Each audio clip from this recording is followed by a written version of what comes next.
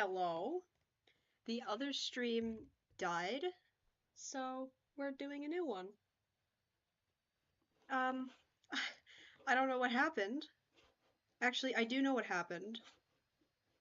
Um, I'm just gonna, yeah, get the new link and post it on Tumblr.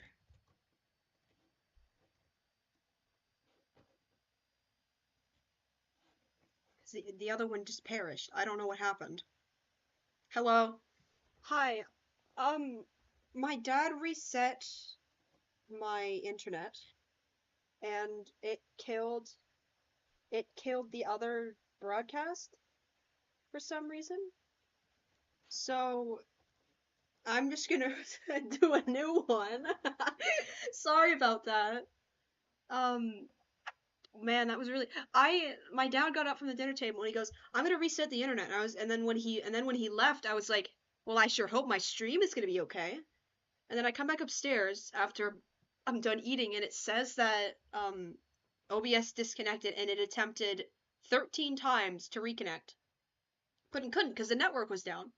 So once I got back on the network and like the internet started working again, um, it reconnected, but it already said that the stream had ended 11 minutes ago, and it still reconnected, and I was still streaming from it, even though the stream had ended 11 minutes ago, according to YouTube. So I just figured, well, screw it, I'm just gonna make a new one. So we're back now. um, sorry about that. We're back now, and yeah, we're out of jail. I'm out of internet jail. So, yeah, we're back. Sorry about that. Um, so yeah, back where we left off. Blood Moss. Uh, yes, back to Blood Moss lore.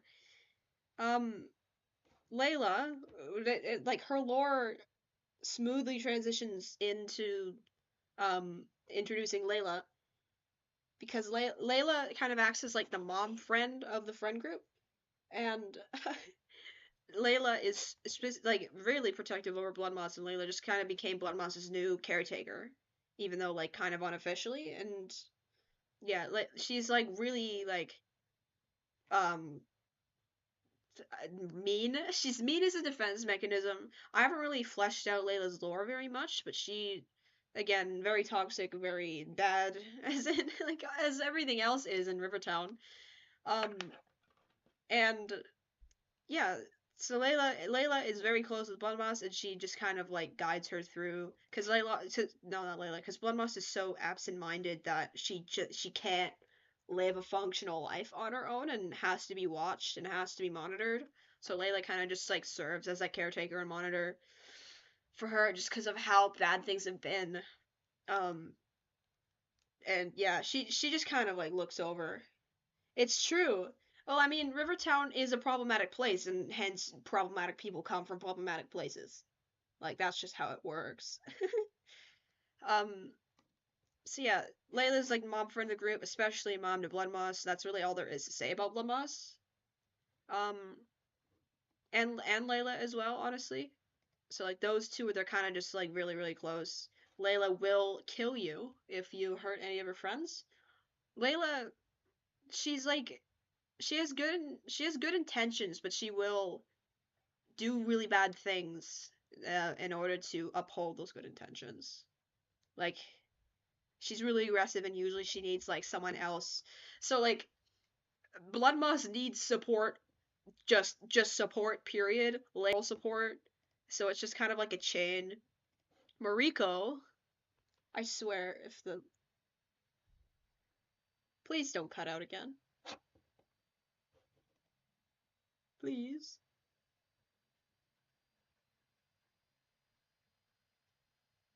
Don't cut out again. Okay. Hello? Is the stream back? Alright, the stream is back. I sure. Hello? Oh god. Just wait. No, I'm not disconnecting again.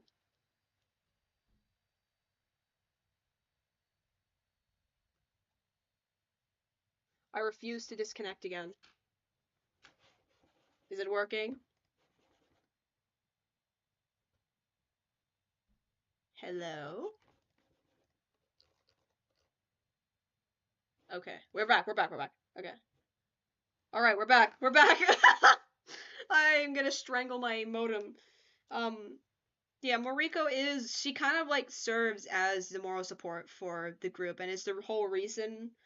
Um, she's the whole reason why Operation Songbird exists in the first place is because Gregory and Dylan wanted to get out of Rivertown. It's so that Moriko could grow up in it, like, and have a good life, so that they actually have a future.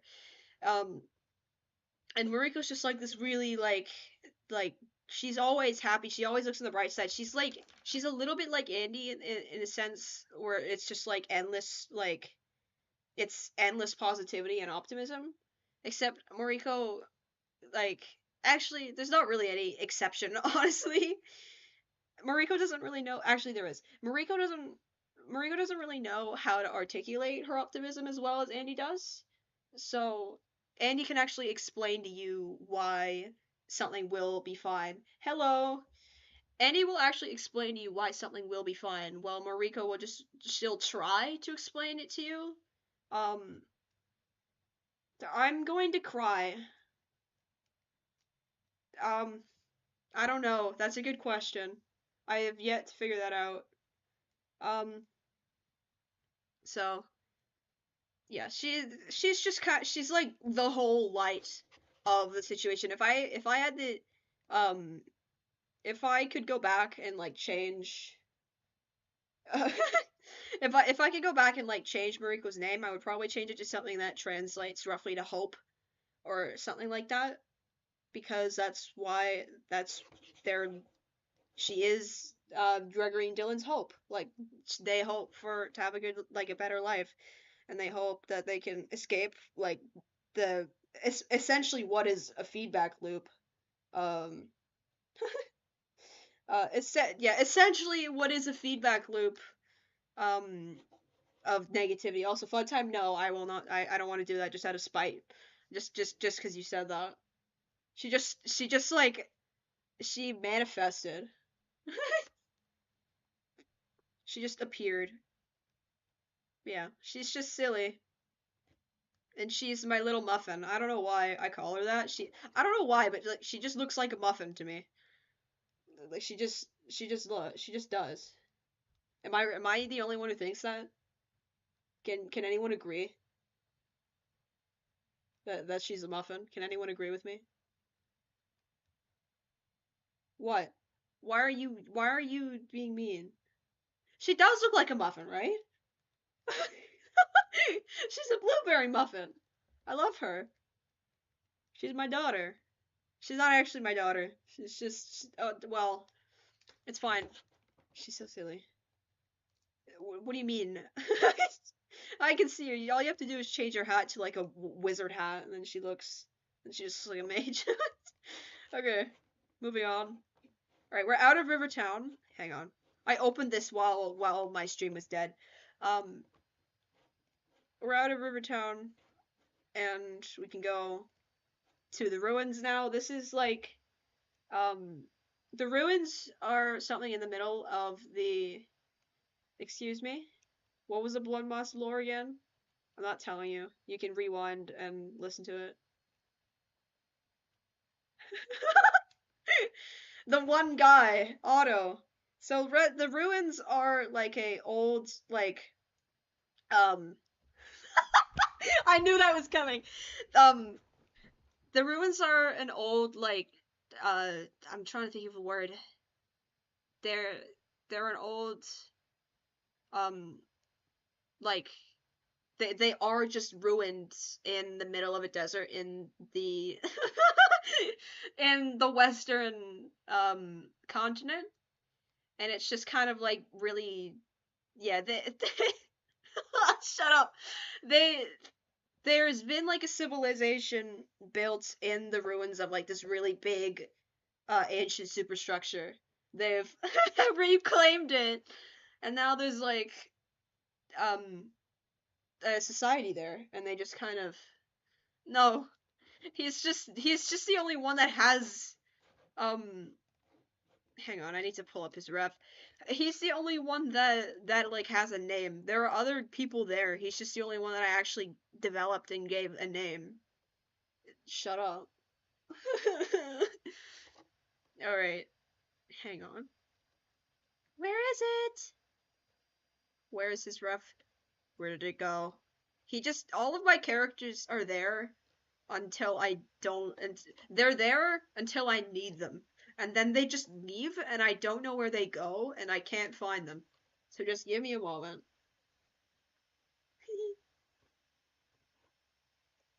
Hold on.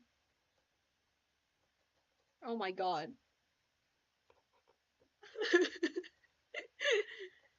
Oh, come on. Where are you? Oh, there you are. I found him. There he is. This guy right here. This is Dristan. We'll get to him later. Um, so yeah, he's just silly guy. He's really nice and Otto does not have trauma. He's like a really popular guy that kind of serves as like the messenger around the ruins. He's like really well known in the neighborhood and he just kind of does his own he doesn't really do his own thing. Like I said, he is a messenger.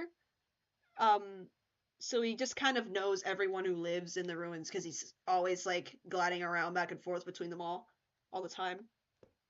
So, yeah, that's Otto. Otto's one of those like flatter characters that don't really have much to go for them. I'll keep that open because we're going to get to him soon. Okay, Sandiford.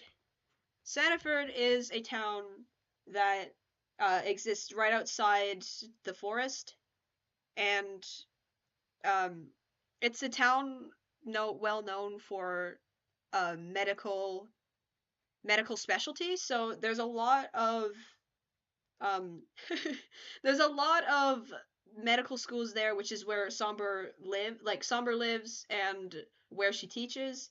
And it's just the entire town is known really well for having really good medical service and really good medical school. So it's just known as like the medical town of Thedrifinica. Um, so yeah, we have Clover, first guy. This is Clover has a reference. Hang on. They actually have a reference. I don't know why it's not uploaded. So just give me a moment to pull it up. Where is it? Hang on. Wait a minute. I recently finished the reference actually. Let me just give me a second to pull it up. No one knows what you're talking about, Soggy. Yeah, this is Clover in like full body. They're Sombra's roommate, and they also work as a librarian. And they only have one. They were born with one wing, so they just sit on a broomstick and fly like a witch. Um, and anyways, and just like kind of fly around. They usually spend most of their time like either like taking care of the house, or taking care of Ellis, or just being or just like working at the library and just like being a librarian. So they're generally hello. They're generally just like pretty chill. Soggy, no brain rot is allowed. If everyone starts talking brain rot and I'm ending the stream and I'm not continuing. Just birth defect. They just weren't born with another one. There was no use for one wing, which is why they fly on a broomstick like a witch. What? You didn't eat the other one. They were born without the other one. Okay. I'll post it tomorrow. I'm gonna write that down so I don't forget to do that. Post refs. Okay. There I post them. Um all right. I'll post it on Toyos. You can always just like come back to this moment in the stream and take a screenshot if you need it. So, yeah, that's Clover. Not much to say about them. Patrick and Tyler do not have reps. But Patrick and Tyler, they are known as the Robinson brothers. And hang on, I have they don't have like official reps, but like this is their full body sketch together. Um, they're like twin brothers, and they just kind of like they wander around the woods. They've already like been through all their medical school. Um, Stop calling them copy and paste. They don't look the same. They look similar, which is what I was going for, but they're not the same. Like they're twins. Um, and they just kind of like serve as like wandering healers. They're just really nice. They are not literally look. There are intentional differences that you can see in their in their not in their outfits. Their outfits are identical, but um actually no, their outfits are not identical. They're practically identical. You can see that there are differences. You can see that there are differences between them. There's one of and the only thing that is different about their outfits is that one of them has a blue bandana and their coat closes to the left, and one of them has a red bandana, it closes to the right. Like that's they're, they're just the same person. All right, if that's what you guys want to believe, they're just the same person, I guess. Yeah, that's it for Sanford. I will probably develop more like healer characters here once I figure out like a healing system that works for me because I don't really like the idea of healing without consequence or without like a reason. The only characters that I have can heal. They can heal for a different reason, or like Somber can only heal people because she has to take the wound on herself. Like if someone has a cut in their arm, she can heal that cut in their arm, but she will have a cut in her arm, and then she'll have to heal that normally. So, uh, okay. Oops, that's not the right guy. Okay, Pyroboro. There's not many guys in Pyroboro. Pyroboro is like on like the it's like in the colder areas um of the eastern of the eastern continent. And sorry. And so Pyroboro is like meant to be like a fire themed town in the middle of like a really cold like area. So that's why everyone's kind of like warm colored and fire looking. Azrael and Soren are again species of Bruce's like they're members of Bruce's species. Um what is going on? Why are we talking about language? What is happening? So yeah, these two, Azrael and Soren, are um, glass blowers. They just make glass things. Just yeah, they're again they're not really like deep characters. They're just kind of meant to like I had an idea. I'm gonna make it a thing, and I managed to put like my glass blowing interest into some characters. Yeah, they just kind of exist. I need to redesign them so that they're up to date with um so that they're up to date with the actual species now because the species has been updated. I need to change some of their features, but they won't look super different when I do change them. Um, I'm I'm sorry. I'm so sorry. Okay, Firefly. We have um he's just like a little angry uh, midget guy who likes to eat sandwiches. In Pyrobro, there are like lamps, so his job is to go and light all the lamps whenever it gets dark. And yes, he is a gremlin, and he's like, he tries to be mean and he tries to be a jerk, but really he's just like, he's actually really nice. So, he's just a little gremlin guy who likes sandwiches. No, he likes to eat sandwiches, not sand. If he ate sand, it would probably turn to glass. He would he would if you he's like really oh my god, he's like really like snappy and rude and but like you can just befriend him immediately by giving him a sandwich, like any kind of sandwich, just give it to him and he'll immediately like you. He'll immediately like you. So he's so no, don't give him small feather sandwich. that that is the one thing he would not accept. He wouldn't accept sandwiches of other like living people. So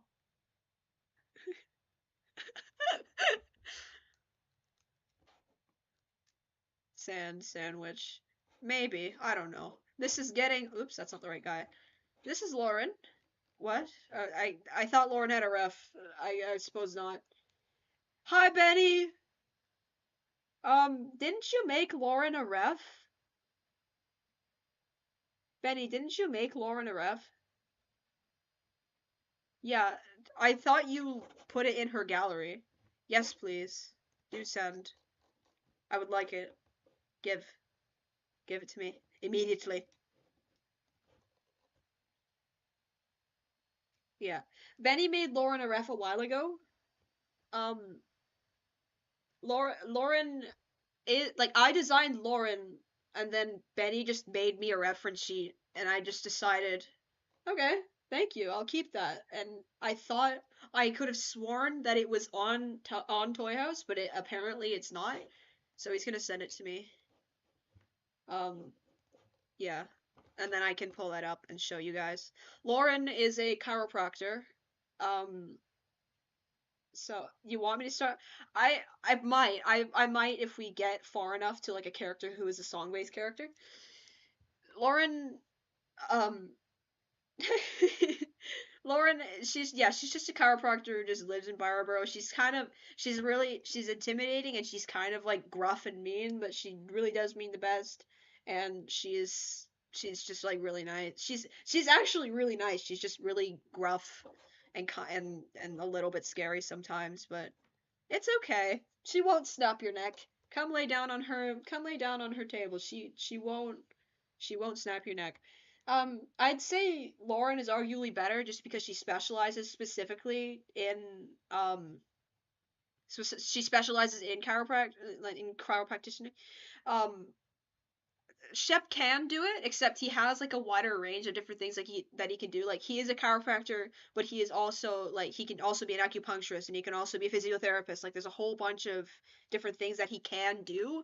And just because Lauren like focuses more on being a chiropractor, like that is her specialty, I'd say that she's arguably a better chiropractor than he is. Oh, Benny, I believe in you. All right.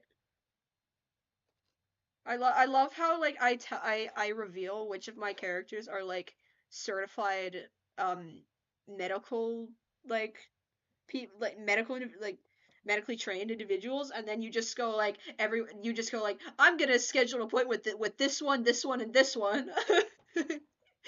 You just decide that's what you're gonna do. Okay, I'm gonna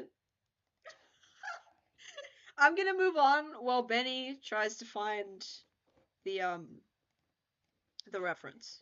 Okay, Misty Settlement. So, um, Misty Settlement again is like right outside the forest. This is actually Misty Settlement is actually where Smallfoot like came to stay for a while before he decided to like move on and live in the woods. So in Misty Settlement, it's just like a town, um, where uh there's like the richer people and then there's the poorer people who like or like the homeless people, and the homeless people are all called bandits, and all of these guys are bandits just because I haven't developed any of like the richer people yet. Um, and I lost my train of thought because I saw the word blood cell in chat. Um, Benny, I'm going to kill you. Don't send me old art. Um, so yeah, all of them. The homeless community in Misty Settlement is they're kind of just like they're all like one big family where um they're all helping each other and they're all um yeah they're it's kind of like a uniform or unified community. Everyone kind of knows each other and everyone is willing to help each other, um just because they need the help to live because none of them have a home. Starting off with Miriam, she doesn't have a ref, but I can pull up the traditional one of her ref, so just give me a moment to find it. She's kind of like the head of the bandit people, or like of all the bandits. I'm just gonna call them the bandits because that's what they're called. Um, she she is like the leader of the bandits, and she spends most of her time like helping people who need it, and she like goes around, checks on everyone who come to any of like the abandoned building shelters, and um she she's just, yeah, she kind of just like checks up on everyone to make sure everyone's okay. She's like the facilitator of everything, and she works at a restaurant, and at the end of the day, like all of the extra food that people don't eat, um I don't know, Benny. I would tell you if I knew. um she is really nice. At the end of the day at the restaurant, like all the food that people didn't eat, she would just take and give out to the rest of the bandits who don't have food. And yeah, she kind of just like runs the whole show. Yes, Miriam will give you head pats. Yeah, she just kind of just like runs the whole show and makes sure everyone is okay. And she just kind of like runs the whole community. She's just the leader of the community. She's so silly. Um, Next is Morrison. Morrison, there's no info. I need to fill that in later. There's no information for him. Hang on. Um, Morrison is like the doctor of the bandits. Like um he knows the most about like he spends most of his time like helping people who are hurt, or helping people who are, what do you mean no, Soggy? Helping people who need it. And um yeah, helps everyone who's sick. He's like it says here, he's just the bandits medic, and he spends a lot of time um seeing to people who need help in the community. And he's just, yeah, he's just a silly guy. He's just a nice guy. Why? Who are you saying be gone to, Soggy? I'm confused. What is meant? What is meant by that? Might I ask? Wolf person? Oh, okay. I'm just gonna move on. Yes. What is your question? What's your question? Fun time. What's your question?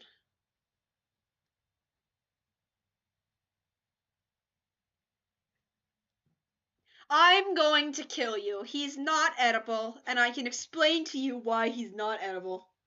I can explain. No, he's not. He's not edible. He's not. He just objectively isn't. There's nothing wrong with head pats, and Soggy's words are invalid, so don't listen to them. I'm. He's not. Explain to me why you think he's edible. Explain to me why you think he's edible. Explain to me why you think he's edible. Do it. I'm waiting. Explain. What skin? It's all scar tissue. He's not even a cow. Yes, everyone who thinks that he's edible, explain to me. Explain it. Explain to me why you think he's edible. There is no skin. How? You don't know that. He's not real. Okay, Benny. Don't. No pressure. It's okay. He's okay. He wouldn't taste good if you tried to eat him. All of his skin is scar tissue, which is of varying textures. He has no he has no muscle matter on him. It's just all gone because he's anorexic and he hasn't been eating. And even his bone marrow, I feel like wouldn't be good because he doesn't get enough nutrients from anything. And even his organs have scar tissue in them. There's nothing there. Even the seasoning can't fix texture. Bluebird seasoning can't fix texture. And there's nothing even there. There's nothing there to eat. There's nothing there to eat. You want to eat her 4-year-old corpse? You can eat her 4-year-old corpse. No. There's nothing there's nothing to eat. There's nothing to eat. Okay, I'm moving on. I'm ignoring you guys. I'm moving on. Okay, this is Sulfur. Um he's like the pretty much kind of like the mascot of the bandits. He's most notorious. He's like the most notorious bandit in terms of like stealing things and just like being generally really really hard to catch. He's really really clever and can get out of almost any situation you throw him into. um And yeah, he's just almost impossible to catch. And I don't know why I named him Sulfur. He's a really old character. I don't know why I named him Sulfur. Actually, I do know why I named him Sulfur. It was because I was reading a tarot book. Like, I was reading a book on tarot symbolism, and I saw the word sulfur, and I was like, that's cool. I'm gonna name a character that. And then I decided to name him that, even though there's like absolutely no meaning behind it anymore. So like I said, names just kind of stick. Same thing with Sylph. Sylph's name just kind of stuck, even though it doesn't mean anything really. I don't know. And um yeah, so he's like really annoying, and he can be really like he can be a bully, but he's not. He was Smallfeather's mentor. So like when Smallfeather actually does fight, or when Smallfeather ever like does something, oh my god, stop! When Smallfeather ever does anything smart, it's because Sulfur taught him that. Um, no, this isn't the rabbit one. This the Sulfur doesn't have rabies. That's just what he looks like. Like that. That's just how his eyes naturally look. Um, yeah, and he's really fast too. He's fast. He's not the strongest, but he knows how to use what strength he has to the maximum extent. He's just really generally versatile in terms of like street smarts. Like he probably invented street smarts at this point. Like he knows how to handle himself, and he's just very notorious. Uh, yeah. That's it. That's it for Misty Settlement. Ooh, that is too far. That is way too far. Okay, Tarlington. We're getting to Ridgeville next. Everyone who's like obsessed with Teddy, we're almost there. We're getting there. We're getting there. This one's a relatively small one too. Oh my god. Blueberry and on there's proof. There's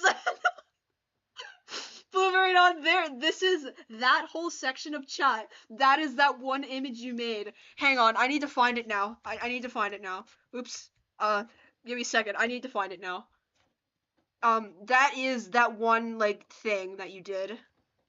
That small section, that little section, that little section of chat was this. Hang on. It's just this. It's just this. That little section is just that. Oh god. That's what that section is. We have it. We have it. That like little spot in chat. That there it is, you guys. There it is. Okay. Alright, back on topic now. Back on topic, back on topic. Okay. Oh god. What if I skip Ridgeville and save it to last? What if I skip Ridgeville? What if I skip Ridgeville?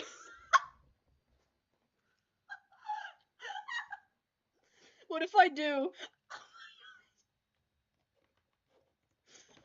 Okay, Crystal Eater doesn't have a ref and doesn't have an up-to-date full body. Oh my god.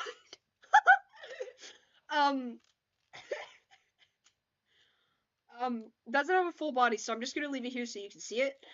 Crystal Eater is literally just what their name is. It's they just go around and they eat crystals. They're more of a cryptid than actually like a member of society in Tylington. Tylington is meant to be like the Earth themed town, so there's a bunch of like the entire like all the roads and stuff is all like tiles and bricks, and it's all has to do with a lot of like mining and stuff. So Drishtan um is a miner. Like yeah, he goes and he works in the mines, and he just like he likes to dig. Everyone in Tylington likes to dig. I don't know if anyone's noticed, but I forgot to mention it that most like the towns they're all meant like there are some that are meant to be like for um different elements. So you have Rivertown, which is water, Tylington, which is earth, Pyreborough, which is fire. And I have yet to develop the other ones for the other um no, no. For the other for the other elements, I'm going to develop that later. I know I mentioned earlier Austin, and I'm probably gonna move Esme and Rufina into that town once it's done, but it's gonna be like the air town, which is why all the people have yes, you can go eat crystals. You can go eat crystals. You have my full permission to go eat crystals with Crystal Eater. Um so yeah, there's like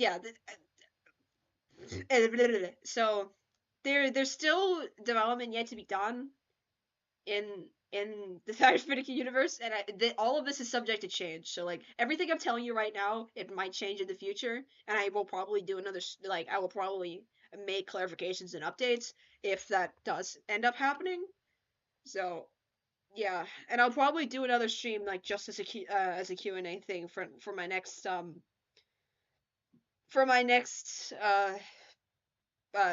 milestone my next Tumblr milestone. I'm gonna do like a Q&A stream so people can continue asking about character lore and stuff, because I know like I can't get through everything. I know that there's a whole bunch of stuff that I missed from earlier. So yeah.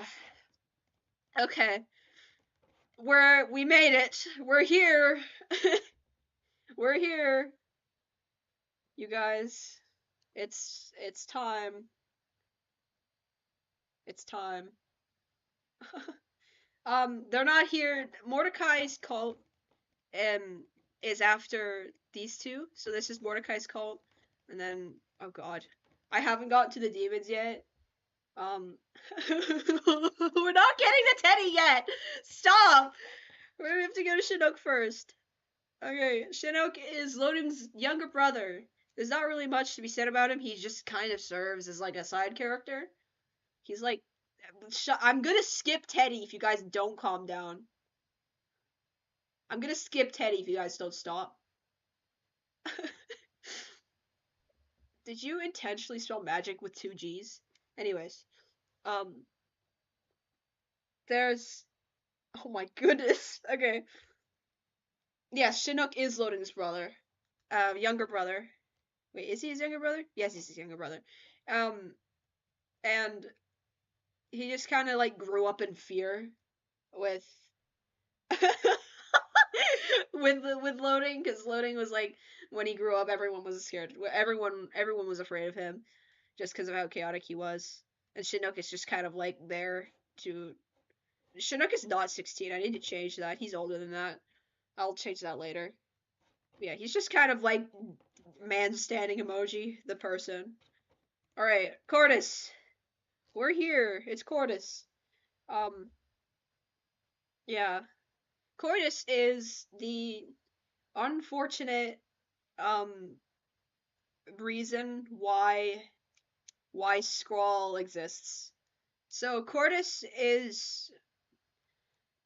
used to write a lot about their experiences.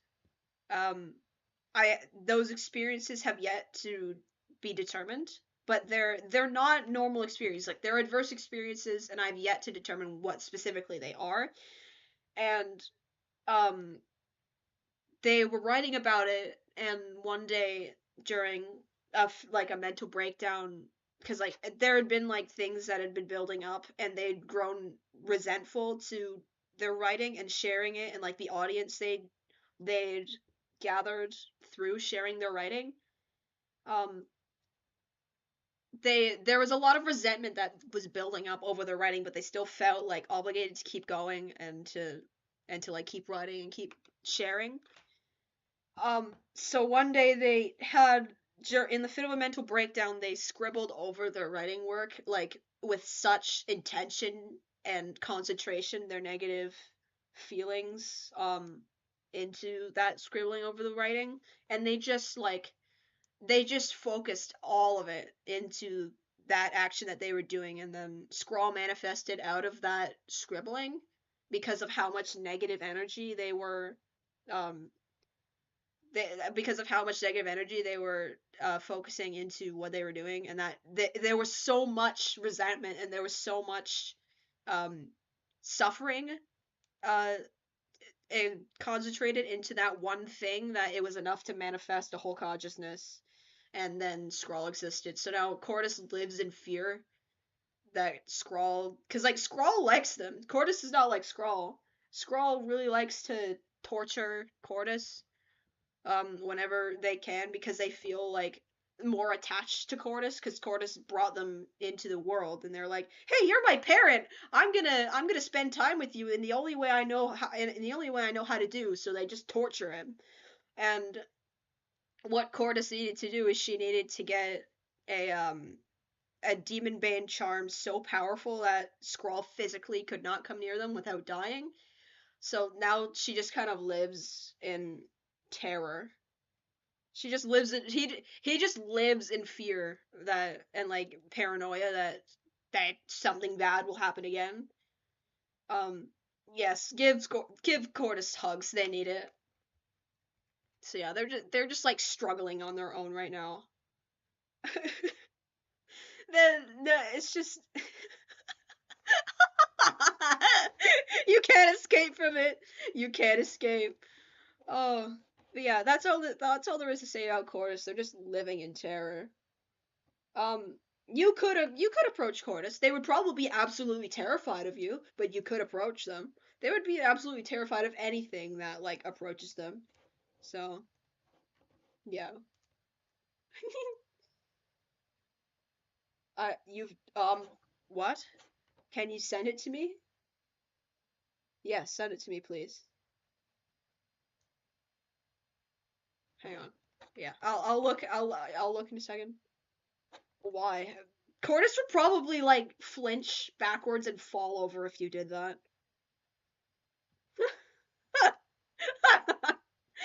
They would flinch backwards and like it's giving cruel.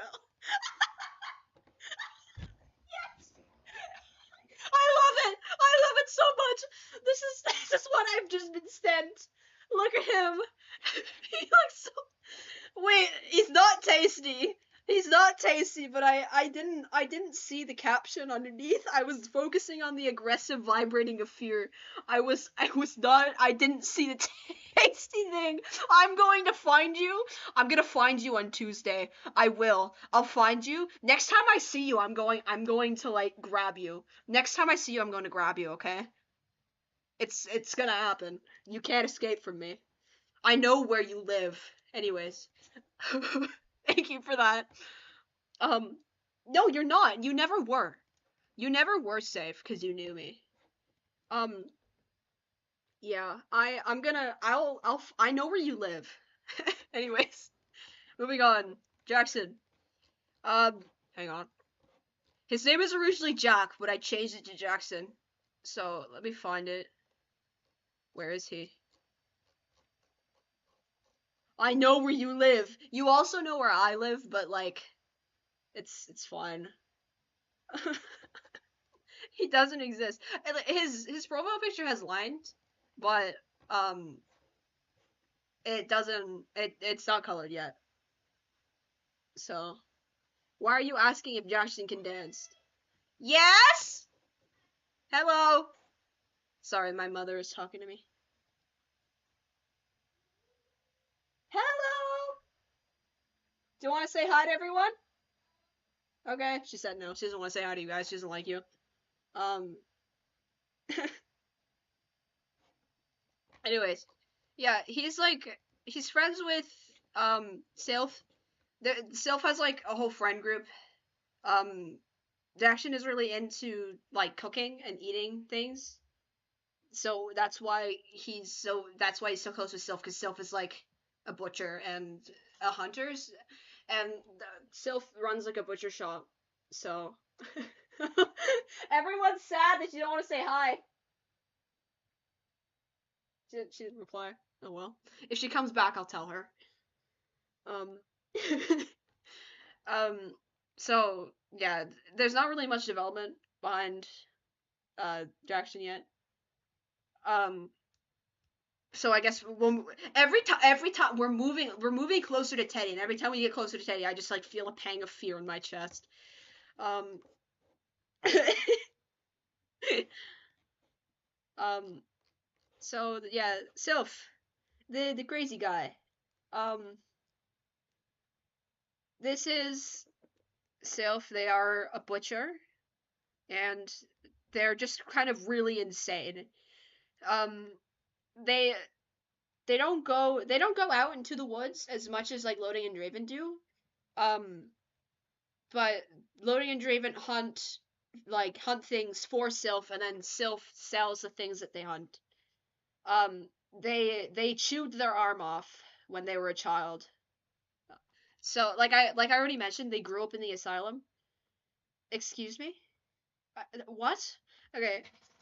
Sylph grew up in asylum in Arkham, and just ended like they they grew up um yeah, they grew up in the asylum, and eventually like they already had like a like Arkham, and I stop. I never actually realized how similar that is. I never realized. I actually never I never noticed. Oh well. Um so they okay, I'm going to just talk about the druid. No, not the druid. It happened again. I always call him the druid. I'm going to talk about um the shepherd while we're here. Oh, the shepherd's ref isn't here either. Hold on. I'll pull it up. So Sylph grew up seeing the shepherd in the asylum, thinking that the shepherd was their imaginary friend. So they always thought they just always thought that the shepherd was their imaginary friend and that they were a normal thing to be seeing. But in reality, the shepherd is a demon, and the way the demons work in my universe is like some demons have purposes, and so like Skrull is a demon of fear, Samuel is a demon of Skrull is a demon of suffering, Samuel is a demon of fear, Sylvester is a demon of violence. The shepherd is a purpose demon, but I don't really have like a word for it. It's like um I guess irony, the way I describe it is nutritional irony. So if you have a prey animal, imagine a prey animal with predator instincts, or a predator with prey instincts. So that's what the shepherd's whole thing is like flipping that expectation on your head when it comes to prey and predator animals. So the Sylph grew up um what do you mean, who does cannibalism? Sylph grew up seeing the shepherd and thinking that the shepherd was their imaginary friend, and it just like the shepherd started telling them to do like all these different things, and eventually just like they're still very like intertwined. These two, it just Sylph thinks that they grew out of the imaginary friend thing, except they still see them in their dreams and they still like are influenced by them. It's just not so much in like I can see you in sort of way. So Sylph just kind of like they see themselves. What is happening? What is happening? Oh my god. What is happening? They would probably be very different if they never saw the shepherd, yeah? Or if the shepherd never came to them. I'll kill you guys. Stop. I'm gonna skip Teddy. I'm gonna skip Teddy.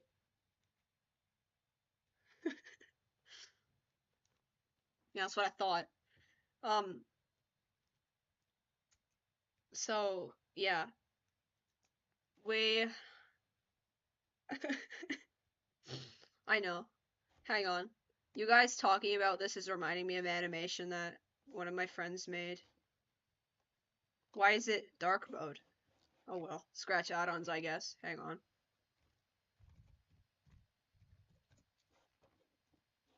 Just wait. I need to find it. Give me a second. Okay, roll your morning. Phoenix, what happened? Baller. there. You guys get six. You guys get to experience that. Um, yeah. So, um, yeah, that's it. That's really it for Self, I guess. They're still just like selling all the stuff that Lodi and Draven catch. So, okay, it's the moment you've all been waiting for. It's him. It's the man himself. Um, no, I'm not skipping Teddy. I'm going in order. Um, I'm going in order. Yeah, that's Teddy. This is Teddy. Um, you don't like Teddy as much as the other ones do. Um, he's just. I don't know why people like him so much. He's just a taxidermy guy. He just does taxidermy. And he likes taxidermy a little too much. He's inspired off the song Terry's Taxidermy by Teddy Hyde.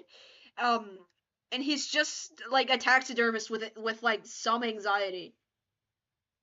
So like we're gonna get to Larry. We're gonna get to Larry. Hold on. Actually, just for you, just because you're my friend, um, I'll do Larry next. I'll do Larry next. I'll do Larry next, just because you're my friend. Okay. Um. So, and uh, so yeah, he's like Teddy. Teddy tries to be intimidating because he's friends with, but since he's friends with Sylph, Lodi, and Draven, like, um, he's so he's anxious because he knows that they are not good people, and he knows that they do really bad things, but he's but he try so he's anxious and he tries to hide it, but he doesn't. I know that person in part, like in real life. Like I know that person in real life, okay? We go to the same school and we made a lot of quality content together. We made a lot of quality content together. Um so yeah. Yeah, this is Ted. You can read more about him in his overview. Like so like that I just kind of summarized it. He's not even like that complex of a character, but like e- everyone really likes him. Stop! Tricks. No. He just has like a pronounced face. Like there's there's nothing that implies that he's like a confident individual. All right, we're going to Larry now just cuz I said I would. Larry is like just a scary monster guy. Um I've recently developed his species more, so I'm going to have to update what he is. This is him. He's a little bit silly, and he's a monster that likes to find he likes to find victims and like slit open their stomachs, and he will stalk you. And I don't want to pull up the Santa version. I don't want to. If you send it to me then I will. So he'll slit open the victim's stomachs, and then he'll stalk you, and he'll wait to like slit open your stomach over and over and over until either you chase him away with whatever like self-defense thing you do. He's vulnerable to light, so if you like shot a flashlight in his face, he'll scream and die. Um, until you either chase him away, the wound stops naturally healing by itself, because that's just something that can happen if a wound is repeated enough. And I did do that actually. And or until you die, and that's just how he is. He's just like nasty for no reason. Oh god. I think they are you going to send it, or am I just going to like cry? Yeah, good thing. Yeah, that's probably a good idea to keep all your lights on. Usually there are signs that he's stalking you before like he gets to the point where he'll pin you down and slice open your stomach. So, yeah. He's like, actually, Tricks, the animations of Larry over real life footage was part of the project I did with Anix for school. Like that was actually part of two things that that we did together for school. You sent it? Oh god. Soggy, I'll show you later. Oh god. So, context for this. Context for this. Um we had to do storyboards for that class.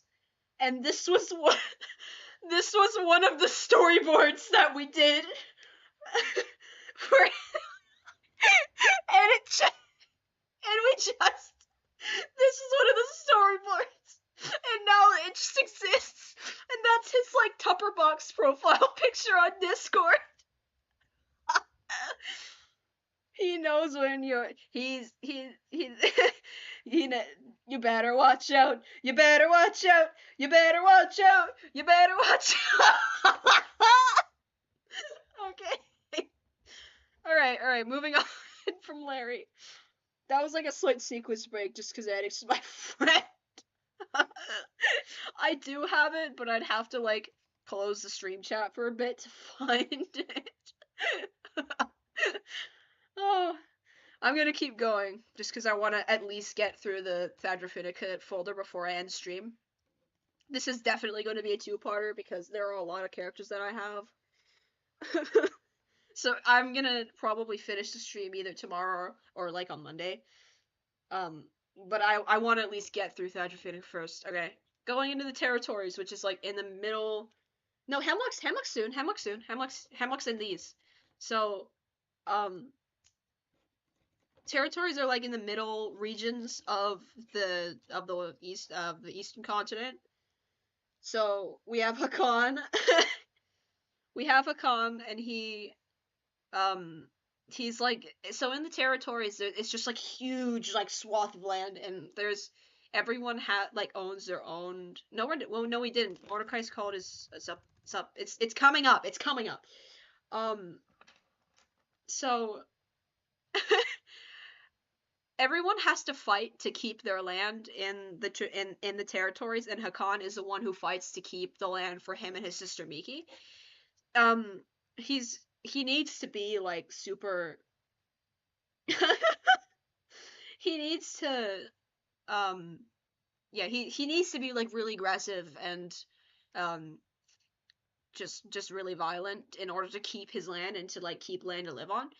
So that's usually what he spends most of his time doing is to just keep himself and his sister safe, so that so that he just keeps the land. Because if you don't fight, then you don't get to um oh my god, then you don't get to live there.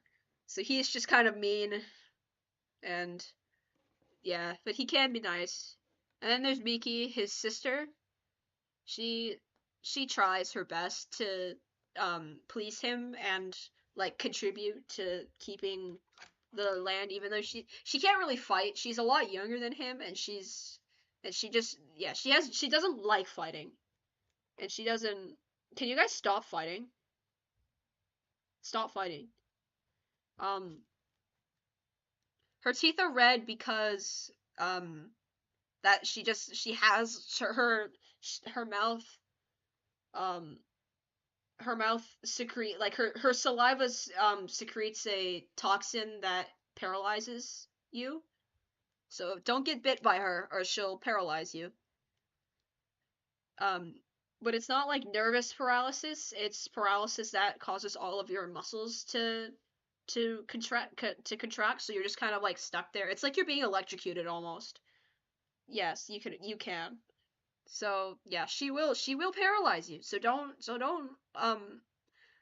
which is actually how like she helps her brother keep the territory. Is like she usually just paralyzes opponents, and then Hakan can just like get rid of her.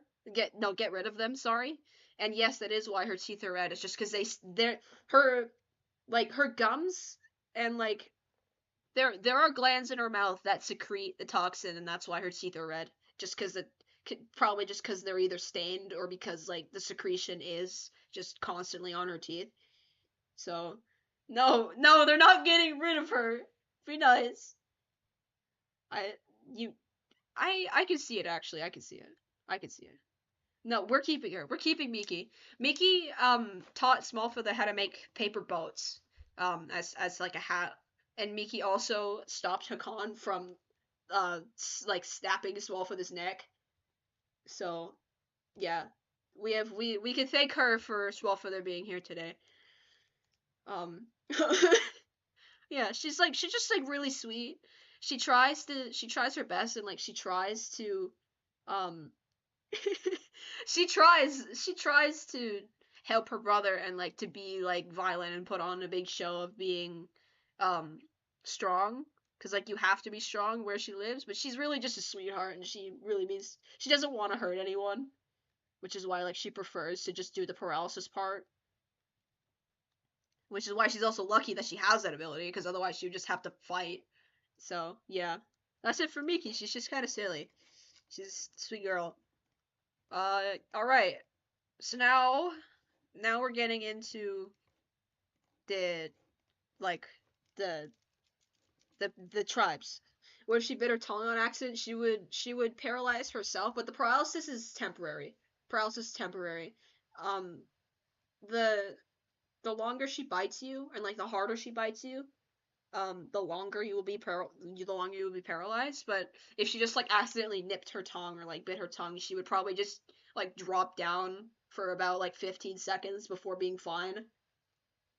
So that's actually really funny to think about. That's the first time anyone's ever asked that about her. All right, tribes. One's the continental plains. So this is in the eastern continent where things like start to flatten out. It would, yeah, it would. Um, so we have geokinetics who are like earthbenders. They live in like the more like shield regions of the continental plains. Like everything gets really flat, so like there's a whole bunch of like hills and stuff, and then um, everything gets really rocky before things go um, into like the desert where the ruins are. I'm going to I'm going to kick you in the face. Um, these guys, there's not really much to them. They're just um kind of aggressive. Like all geokinetic, like the geokinetic tribe is known for like being aggressive and like to like really proud and really loud about their strength. So that's just kind of what they are. Um, I can kick you. I can. I won't, but I can. Thank you. That's like part of I try to keep cultural trends um consistent throughout characters. So if like throughout characters with different cultures. So if you see Andy has like the cuffs on his uh um they're he has the cuffs on his arms, which is actually a religious fashion choice that Danny also follows. Um and they're meant to like that's a whole different religious thing that I probably might get into in a different stream. But you know that they are consistent because both Danny and Annie wear them. So I try to keep like culture things like consistent. Um, what? Okay. Um, in Danny and Andy's religion in their religion, no, it's just like typically they have the cuffs in pairs. That you can put them anywhere so long as they have a corresponding pair. Like there's always two. For these guys, the cuffs I haven't really like decided on any meaning for like the cuffs that they're wearing yet, but I'll probably get there once I develop the tribes a bit more. Okay, core kinetics. We're here. We're almost to Hemlock. So like if you also notice, um, Kama Kama is a chlorokinetic, which is another word for like plant bending. Um, she she looks like she should be nice, and chlorokinetics are generally known for being like kind, and yeah, they're oh my god, no, they don't do that, Tricks, they don't do that. Um, so they're known for being nice, but Kama is not nice, and that is a defense mechanism, because of something that Hemlock did to her, when she was younger. And so Kama, when she was younger, she wanted to learn magic as like she wanted to learn her magic as well as as well as did you think Hemlock was a good person? Is that what you thought? Did you think Hemlock was a good person?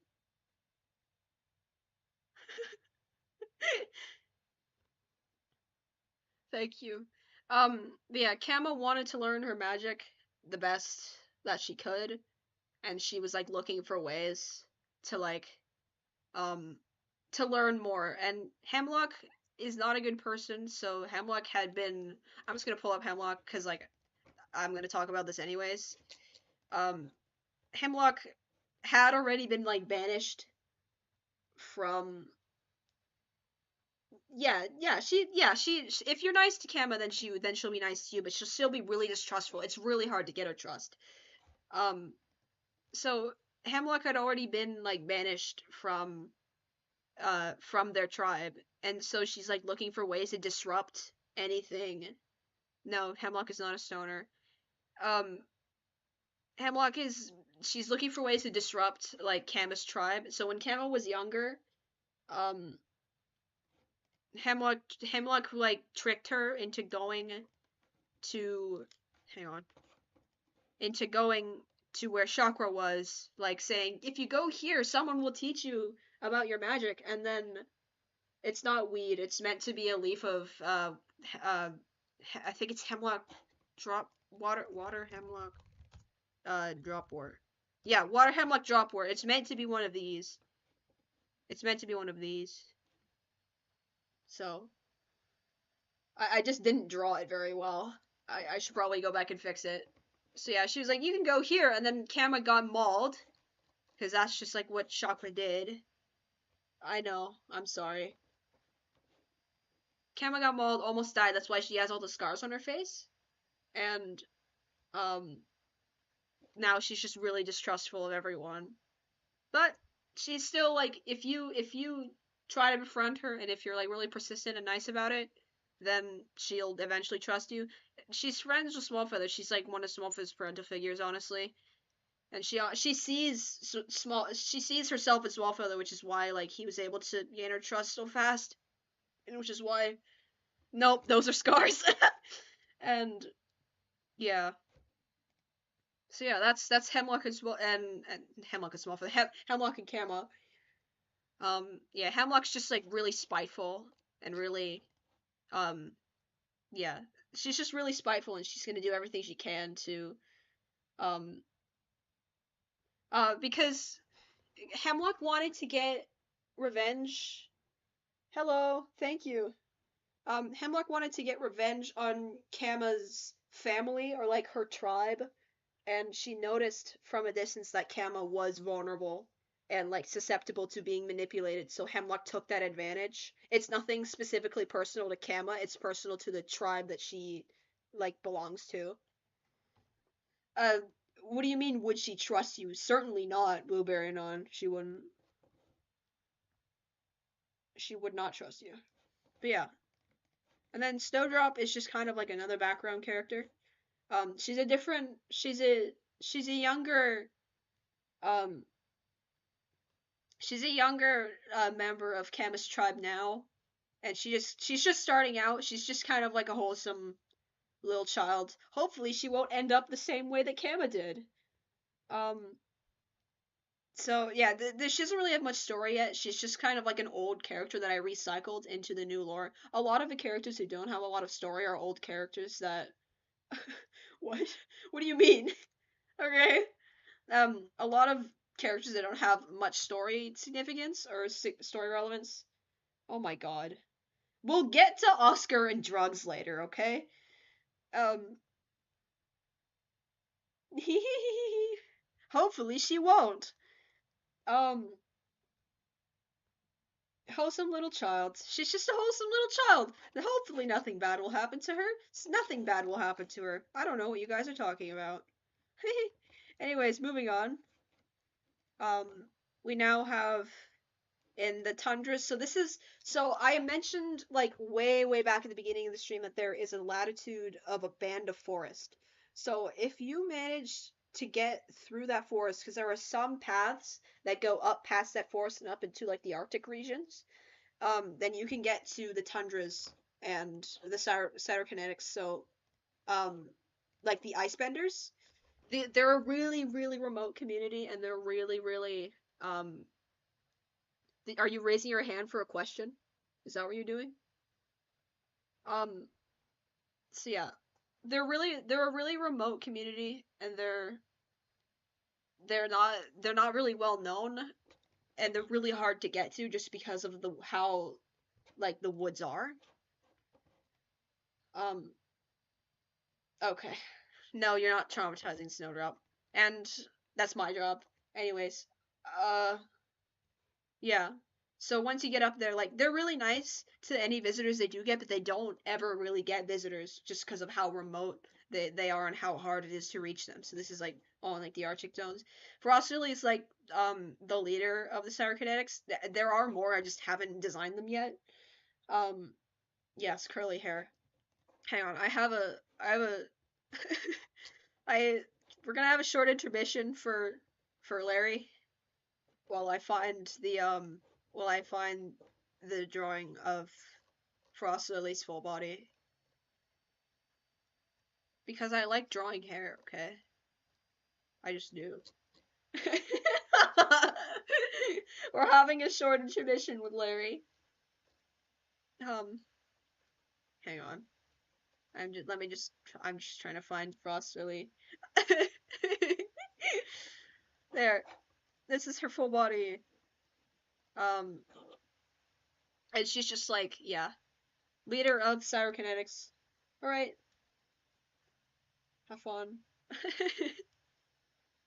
Yeah, she's really nice, and but like she just doesn't see people often, just because it's hard to get up to where she lives. I'll actually like make her a proper ref later. And then also in the tundras is Orosaurus. Hey, fun time. Hey, it's the guy. So this character was designed by Funtime, in a draw to adopt.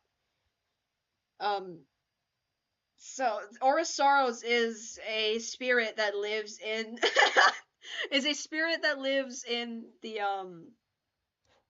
they live in the tundras, and they're just kind of like a spirit that is regarded as sacred.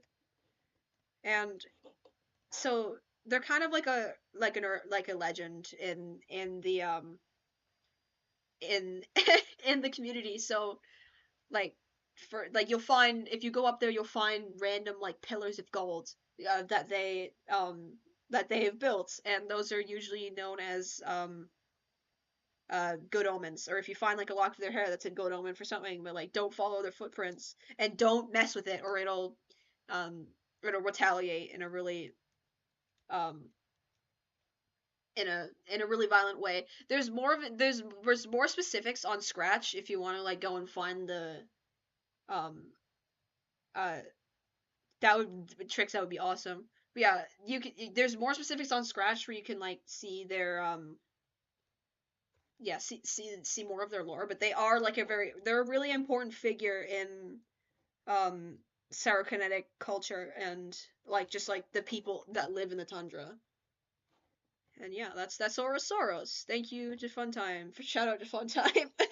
You can try to eat the hair. They will like smite you. All right. On the flip side, living in like the tropics and like the islands in between the two main continents, there are probably no, there's three main continents. In like the tropics, like down by the equator, like around the volcanoes, we have the pyrokinetics, which are like firebenders, and we have Hearthblaze, who is the leader of the firebenders. Um, and they're just kind of like spicy. I don't know. That's the only way I can like describe their personality is spicy. because they're just like kind of rambunctious and loud, and um they're really, yeah, they're really, they're like, they're fun. They don't have bad intentions, but they can be a bit much. And yeah, they're kind of, they just like live around volcanoes and stuff and like work around. Oh my god, and they just like live in really odd places and like in the areas around it. They're I like to think that they're known for like really loud and like proud practices, but it's not pride in the same way that it is with the Earthbenders. It's like I'm proud of who I am and I'm not gonna force it down your throat. I'm just gonna be happy with who I am, that type of thing. So yeah, that's yeah. There's not really much to say about Earthblaze just because like there's not really much culture stuff involved yet. It's just kind of like they're just like loud and they're there to have a good time. If you were to go visit them, you would be there to have a good time, and yeah, it would just be really fun. I think. Uh, yeah, that's it for the tribes so far. So now we're getting to Mordecai's cult. Oh boy, yep, we're getting to Mordecai's cult. Here we are. They will give you food, but it will likely be very burnt or spicy. Um, yeah, so I'm just gonna start with Mordecai because this is his cult. Um, Mordecai is the quote unquote leader of his cult. Um, so, so Mordecai's cult, is a cult that revolves around violence in a sense. So the way they think about it is that there many other like belief systems or religions, they have their deities, right? Like they have their gods, they have their spirits, they have whatever they have, and they like pray to whatever they have, but there's no real tangible proof that that like being faithful to whatever they're being faithful to, um there's no real proof that being faithful, like having faith in that deity, will actually have any real effect. Like, even to like a skeptic or an atheist, like there's praying to a god and like having your prayers answered in like a subtle way, like I don't know, like something happens that's good. That's not really enough to to convince a skeptic that that is that God's doing, or that is I will Trix. Um that that is why, like, the fact that that good thing happened was of the faith deity's doing. So what they do is they're like, "Hey, look at me. I skinned myself and I slit myself in half and I still survived because I actually worship um a powerful deity. Like the deities that we worship are actually strong, and I'm going to saw myself in half and live to prove it to you." So like that's their whole cult thing. And Mordecai's antlers are fuzzy.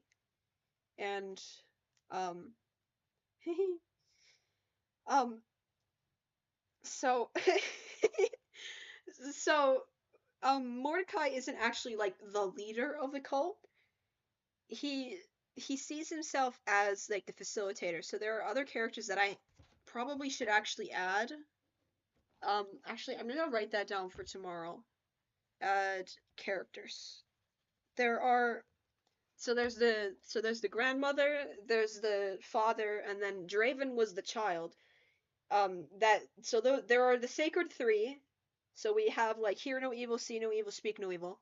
The child is see no evil, which is why Draven's eyes are messed up. Um, we and then the father is speak no evil, so the father is mute, like they muted him, and the grandmother is seen is hear no evil, so she's mute and also deaf, like they also just deafened her. And so it's a whole thing. So like the sacred three need to be able, like they are not mortal in the same sense that everyone else is, so they treat them as other no, like they slit their vocal cords. That's what happened. Um, so what um so what I don't remember. So the Sacred Three need to be able to communicate with. No, they severed her. Yes, it is really violent. You see the scar that Earlius has down her face? You see that scar? That's because she was sawn in half. And Mordecai's entire like the entire half of his body is like scarred up. Um uh that's scarred up because they skinned half their body. Shut up. And so the Sacred Three needs to be able to communicate with the other powers. They call them the other powers because it's like every deity that wants to come by the cult and interact with them because they kind of just open up. They open up their door. They're like, "Hey, all the other religions get rid of all of the bad spirits. So we're going to let in all the bad spirits. We'll take them. They're just as strong as the good ones. Why isn't anyone else taking them?" So they kind of just like open the door for any like deities or demons that really like want to engage. His eyes are not screwed up. They're just like you can't look at them without being in pain. Like that is what his eyes like he can still see just fine. Um so yeah, and Mordecai is he sees himself as a facilitator between the other like the sacred the Sacred Three, who are the ones who are basically just like vessels of communication with the demons or like with whatever spirits they are like communicating with. And then Mordecai will facilitate their relationship with the rest of the cult, who are just like normal mortals, if that makes sense. Draven does not need glasses. Actually, that's a good question. I don't know if he needs glasses. So yeah, Mordecai is kind of just like the one that manages everything. He's like the manager of the cult. All right, I'm gonna go to Earlius. So Earlius is Draven's mother. Hold on, I'm gonna pull up her drawing real quick. Oh, I have pictures of the father and the grandmother. I ended up not just like not giving them names. So this is what they look like. And you'll notice that they do have like the same sort of outfit as Draven did in Metamorphosis, where he was in his um he was in his like sacred outfit with like the red robe and stuff. So like this is the father and this is the grandmother, and those are the ones that like communicate with the other powers. And yeah, they're treated as like other than like human or whatever. Like they're treated as they're not human, but you know what I mean? Like they're not mortal and they're treated that way, even though they started out as mortal and now they're just kind of like um they are now vessels or like they are not mortal and they are not immortal, but they're a secret third thing. The symbol tattooed on Draven's back is like um the cult sigil. It's like an expansion. Like this thing right, that is the cult sigil, but it was like expanded on because he was Draven was originally one of the chosen three. Like he was chosen as a child to be the next one because like as these vessels grow older, there's like a cycle. So like they'll choose a child will be the child, and then it will become the father or mother, and then it'll become the grandmother or grandfather or grandparent or parent or whatever. So it's just a cycle that keeps going, and Draven was chosen as the to be the next child, and then stuff happened, and now Mordecai wants to hunt him down and kill him because he quote unquote forsaken them, even though that cult is not it's a cult, like it's not a good place to be. And honestly, like the way that they train the way that they train their like sacred ones is like practically through like torture and stuff, so it's like really not good. Anyways, Earlius is Draven's mother and Sullivan is Draven's father. They're, there's not really much to say about them. They're just as crazy as Mordecai is and like the rest of them are. Uh, Earlius let herself get sawed in half and live, and um, Sullivan.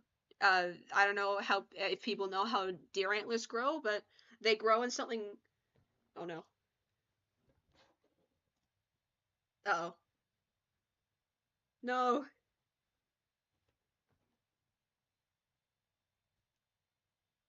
Please. Come on. Come on.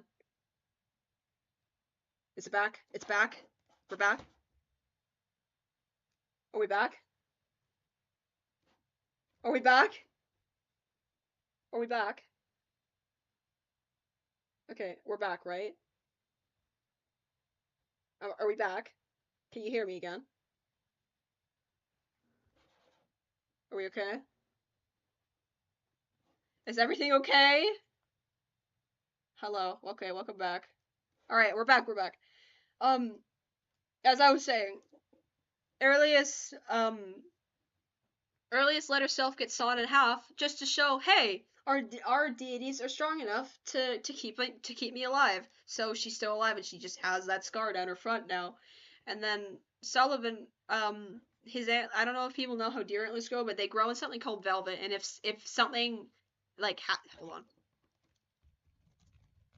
um, if something happens to that velvet while it's like growing, then the antlers won't grow properly. So they were like, "Hey, let's mutilate this velvet and watch my antlers grow normally anyways, because the deities that we worship will make sure that we're fine." So like that's like the sort of thing that the cult is focused around. It's like real. Um, it is. Is it dying again, or is it okay?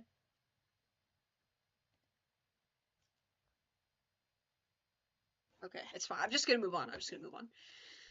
And then we have Joey. Okay, we have Joey. Hang on. Did I send myself the "this is Joey" picture?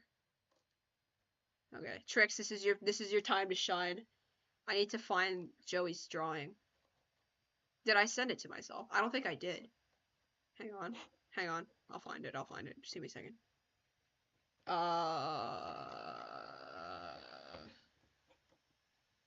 Oh my god.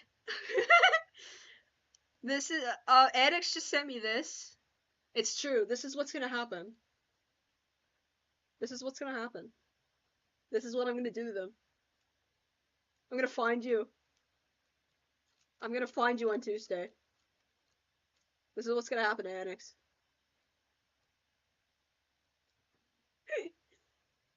It's time. Yep, Addix is in danger. You're in danger. You always are. But now it's even more danger. Anyways, I need to find Joey's drawing. So hang on, this is Joey. No, this is Joey. Joey. Joey. Joey. Um uh yeah, so I made Joey because I was doing a role play with Trix and it was in the cult. And um I needed I didn't want Trix's character to just like be alone because everyone kind of left.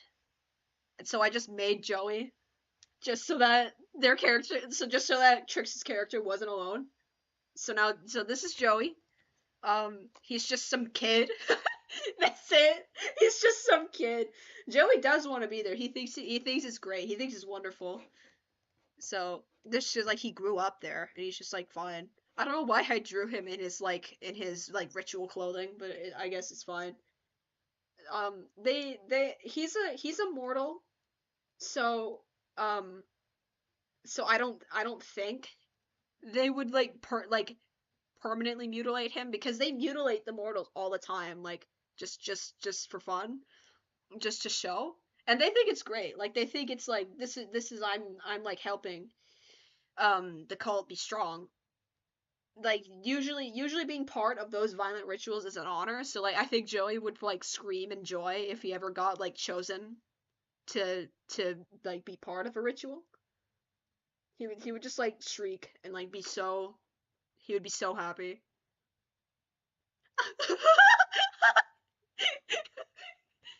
You can't save him. It's too late.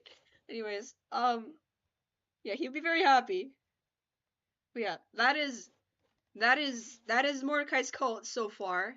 I need to add the sacred ones and I also need to add like more characters because like it's kind of underdeveloped as of now. But there are more people than this. There are a lot more people than this. It's like the cult is almost an entirely functioning town in of itself. I just need to figure out a name, and I need to like develop more people. So Joey is saved. He's already been saved by Mordecai and the Sacred Ones. So, anyways, moving on. Um, now we're getting now we're getting to Marvin and his automatons. Can anyone guess what this is a reference to? Can anyone guess?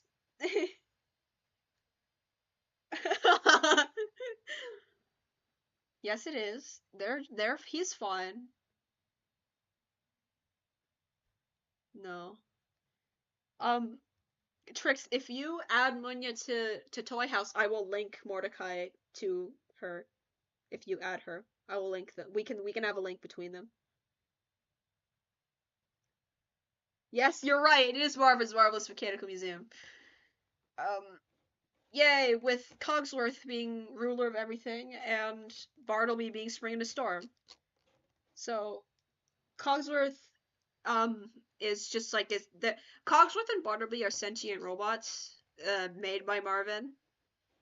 Hang on, I'll pull up their pictures now. I almost just closed OBS by accident. That would have been really bad. Um Hang on. Oh, Bartleby. Okay, this is Marvin. Um and this is hang on. This is Bartleby. So yeah. Yeah, Marvin built uh Bartleby and Cogsworth.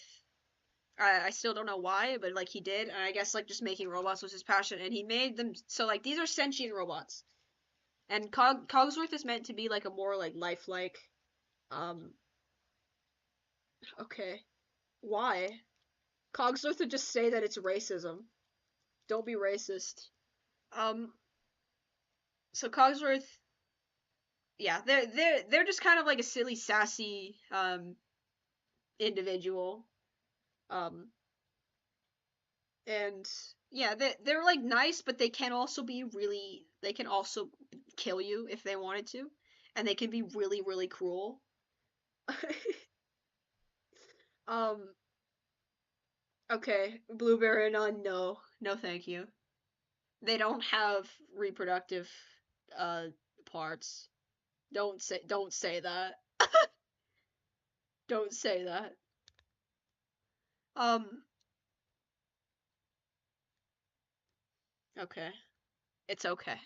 And um yeah, they're like they can be really nice, they can be really responsible, but they can also be really irresponsible and really like psychotic if they wanted to. Like they can be um extremely sadistic if they get into the mood. Um yeah, they have like time abilities and stuff so they can like heal themselves if anything happens, and they can also heal their people by like rewinding the trauma. So um yeah, they're sort of silly time guys, silly time powers. They can do whatever they can do whatever they want really, and like their time powers is not so much like controlling time itself. It's like they can do things like change uh they can change their perception of time. So they can make time feel like it's passing by faster, or they can make time feel like it's passing by slower, and they have really really insane reaction time. Um, and uh they can go to any time as long as they know the date. And I mean there's nothing there underneath their suit if they don't have any clothes on. It's just robot stuff. And they can yeah, they like I said before, like they can rewind traumas to people, so they can like um undo whatever like injuries you have as long as they get to you in a certain amount of time, because they can only rewind so far without getting tired and not being able to keep it like that.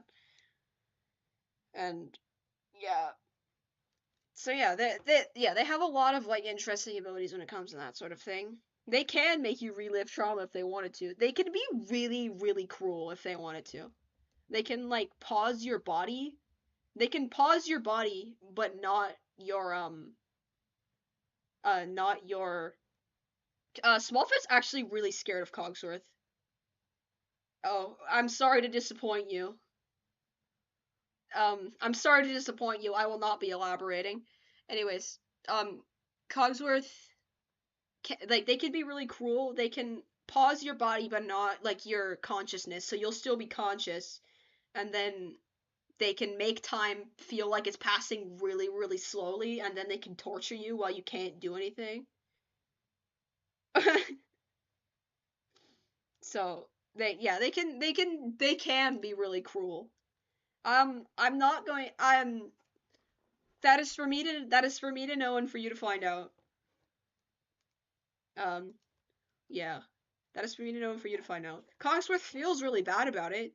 Smallfoot is really scared of them. That Smallfoot is really scared of them. They feel really bad about it, but they can't do anything because Smallfoot is too scared to like exist near them.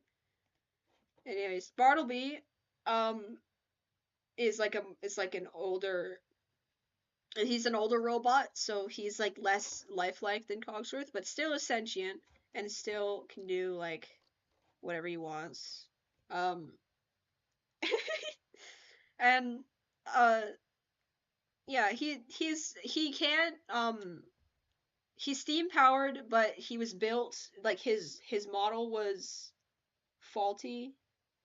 Yes, Cogsworth. Uh, I really like steam powered giraffe, so a lot of their like um oh my god, a lot of their like development and stuff was inspired off of steam powered giraffe, and steam powered giraffe is just like great for any robot character. Anyways, Bartleby is a robot, so they can't get high. They're steam powered, and they always look they don't so much look high as so much they look tired, because he they're steam I keep trying to say they're steam powered. So, but they were built there was a fault in their model, so they don't have enough steam to keep themselves powered all the time. So the only time where they feel the most lively and they're like don't act really tired and like borderline malfunctioning every other second um is when it's raining out and they can get like a constant supply of water into their system to run off of. So that's why I just thought like that was my way of incorporating like the part of Spring to Storm. Like, I wish you could have heard the music when the clouds growled overhead. I finally felt enthusiastic and I finally felt alive. Like those parts of the lyrics, I thought I could incorporate that into like how Bartleby functions. So he only really like does anything like proper that when they're only fully conscious when it's raining. So yeah. Oh my god. Okay. That's it about Marvin and his automatons. Marvin's just a guy who built them. Uh yeah, he's just like some lonely old man who just decided let's build some robots. I've yet to oh no. I have yet to decide why, but I will update when that does happen. Okay. Okay, Tickweez. We're almost through Thadrophinica. After I'm done Thadrophinica, I'm gonna end the stream and we'll continue this at a later date because this took a lot longer than I expected it to, and I want to chill tonight before I go to sleep. So yeah, Tickweez. Does anyone know what a Tickweez is? Without searching it up, does anyone know what a Tickweez is?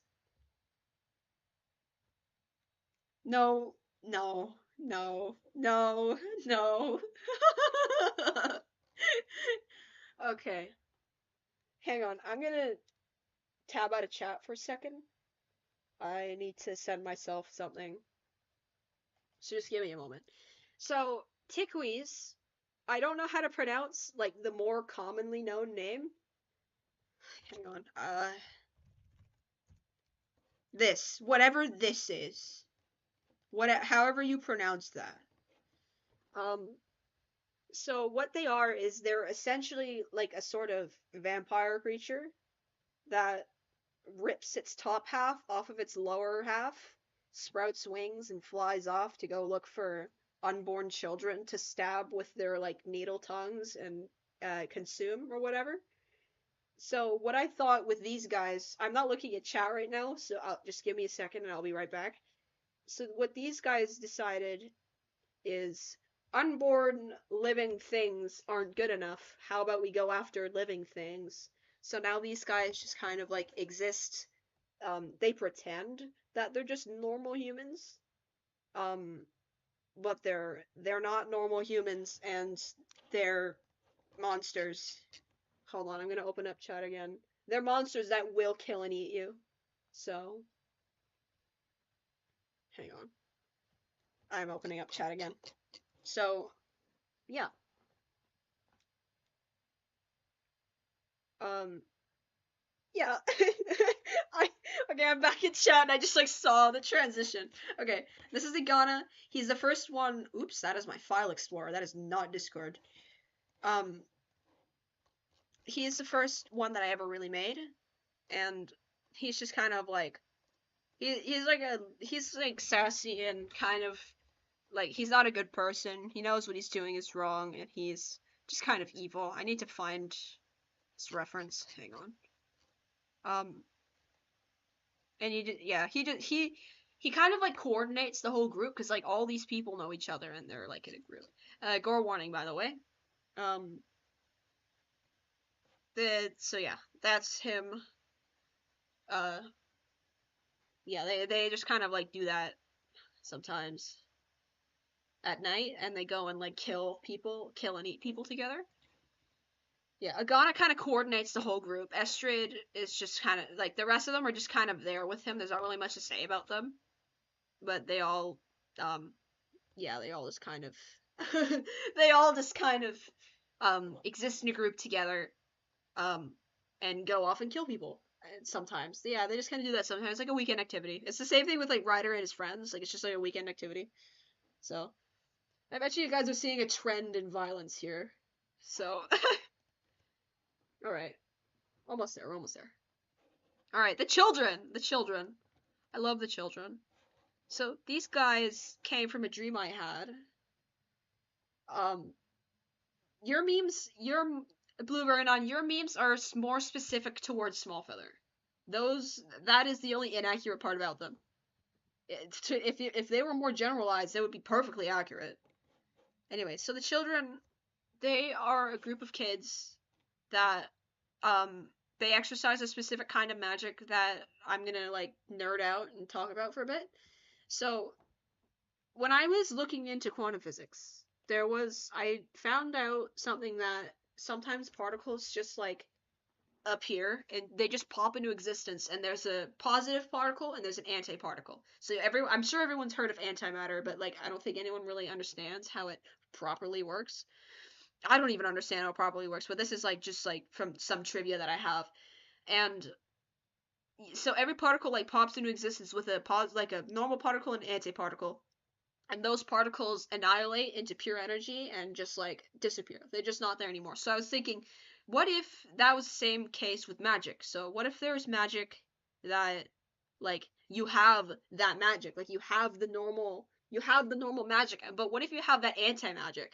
And if you put those two magics together, then it's just going to annihilate into pure energy. So these characters like that magic system is specifically for things like demon bane or like keeping things away, so you can like make a weapon that specifically destroys demons exceptionally well because it just annihilates and it turns it into pure energy, and that pure energy is heat, so you're basically melting the demon. And you can do that for anything. Like you can do that to angels, you can do that to like fire magic, you can do that to water magic, you can do that to any sort of magic system. And it's because of the magic that these guys have. So these guys do have refs, but I haven't posted them on Toyos yet, so let me just pull them up. Um, while I'm here, just like hovering over them, they are all from different tribes. All of these guys are from different tribes, and they all practiced different magic initially. So this is Vesper, and they all decided to run away together. and they would all practice magic together because like why are we all learning a different type of magic? And Yara, you did miss Cordis. Um, so you can always just like go back in the stream and see them.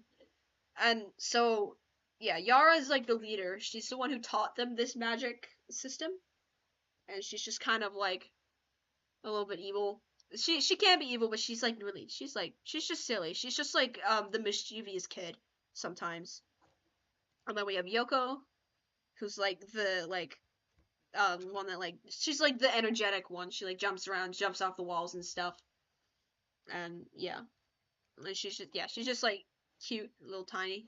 This is Ruka. She's like the huge one. She's kind of the muscle of the group. They are Yoko is just all of these characters are something called a myraling, which is undeveloped. It's like an underdeveloped species of mine, which is like Cedric's a myraling too, and so is Shep. They're just like a really versatile species that can have any sort of features they want. So Ruka and Mossy, those are both Mirelings. They're both Mirelings, but they both have very different features.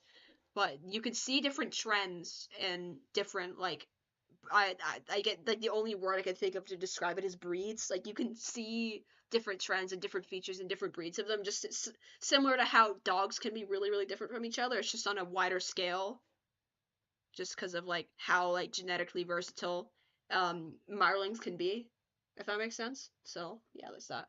It's Ruka, Mossy. I really love Mossy, but my God, were those feathers a pain to draw. Yeah, he's like the shy one. He's like really really quiet and stuff. Oh my God. Okay. Then we have Vesper. Vesper's the tired one. Vesper usually just like sleeps. They're always like really sleepy, and they're more awake at night. But they're usually really sleepy during the day when everyone else is awake. So yes, he does taste like moss.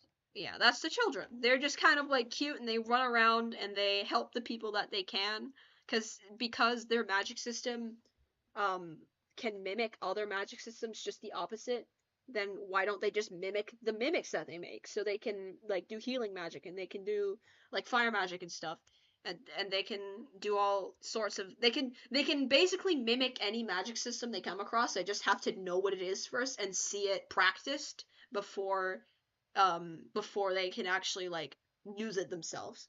So they're kind of just like the copycat magic system, these guys. All right, mimic mentioned. All right, we're getting there.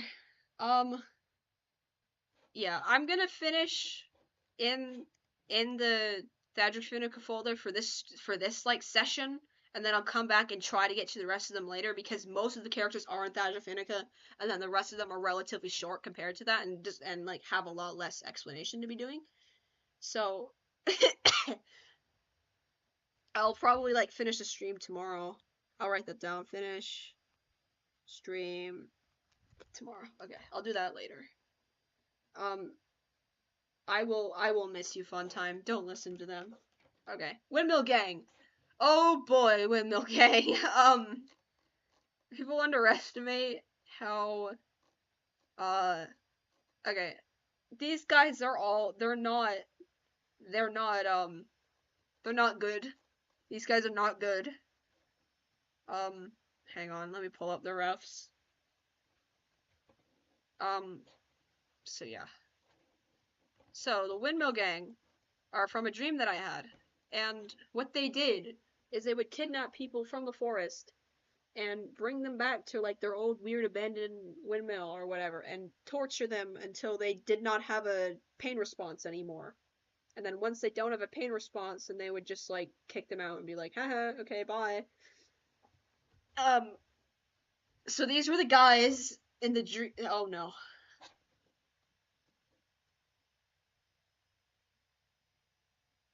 Oh no. Hello? Um, yeah. Smallfeather did not. He, Smallfeather did not get tortured by them. If he did, he would probably die. Yeah, he did not get tortured by them, fortunately. So these guys. So yeah, these are the guys who do it. So we have Emerson, who really likes to like butcher people and basically just treat them like food, basically. So they'll they'll butcher you. They'll pull out your insides. They'll gut you. They'll do whatever they want. Um, and like yeah, he's just kind of like really scary. Honestly, Soggy, like no one else is gonna understand this, but Emerson reminds me of Sam in a way. Like he like just like they're similar. Um, smile emoji. Anyways, this is I always forget her name. Valerie. This is Valerie. She's like she'll just beat you up. Like she doesn't really do anything special. I guess she like trains herself by attacking victims. Like she wants to be like she usually like practices her like swordsmanship on victims like without like safety precautions. So like she'll just go. Veda is the actual like Veda is the nice one. Veda will pretend to torture you, but won't actually do it so that you get a break. You get a break from all of the torment. So just like pretend, but she won't actually do it, and she'll just be like, "You're doing great. You'll get out of here soon." And she's just gonna try to help you get out. Like she's like the only one that's actually a good person in the Windmill Gang. And then Diablo and Damien, I hate them. I hate them so much. They were so overwhelming in the dream. Like they were really overwhelming. And they're just like nasty little gremlins that are just relentless and you just can't catch a break when they're around there.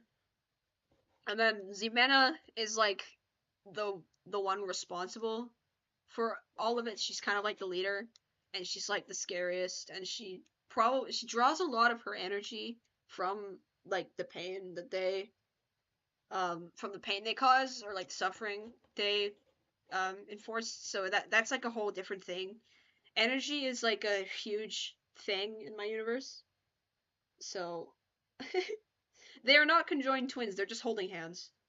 um they're just like silly twins. They're not like Patrick and Tyler. They're not happy twin. They're not silly.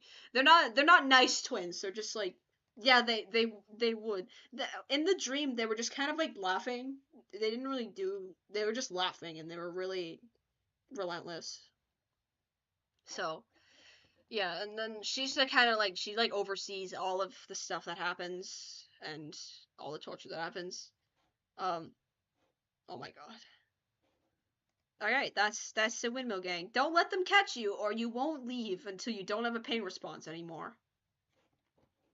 And yeah, yeah, okay. On a much more wholesome note, we have the Caravan Gang. These guys are like a wandering. These guys are also from a dream. They're like a wandering group of healers that um they they get on a wagon. They get on like they're on Bear pulls the wagon um that they all sit on, and Radar is like the leader.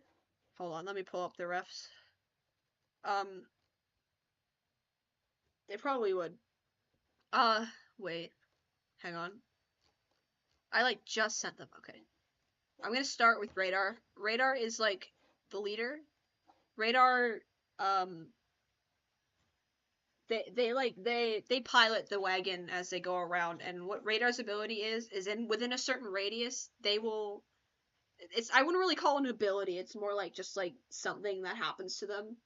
They they have a headache. They have a headache depending on how um how much pain someone is in within a certain radius of themselves. So if you have a cut on your knee, they'll have a headache. They'll have like a mild headache. If you're having a panic attack, then they'll have a really bad headache because like the pain goes both for both emotionally and physically. Um and like so like if you have like a broken femur, then they'll probably start crying in pain um from how much is the Wi-Fi okay? Is the Wi-Fi okay?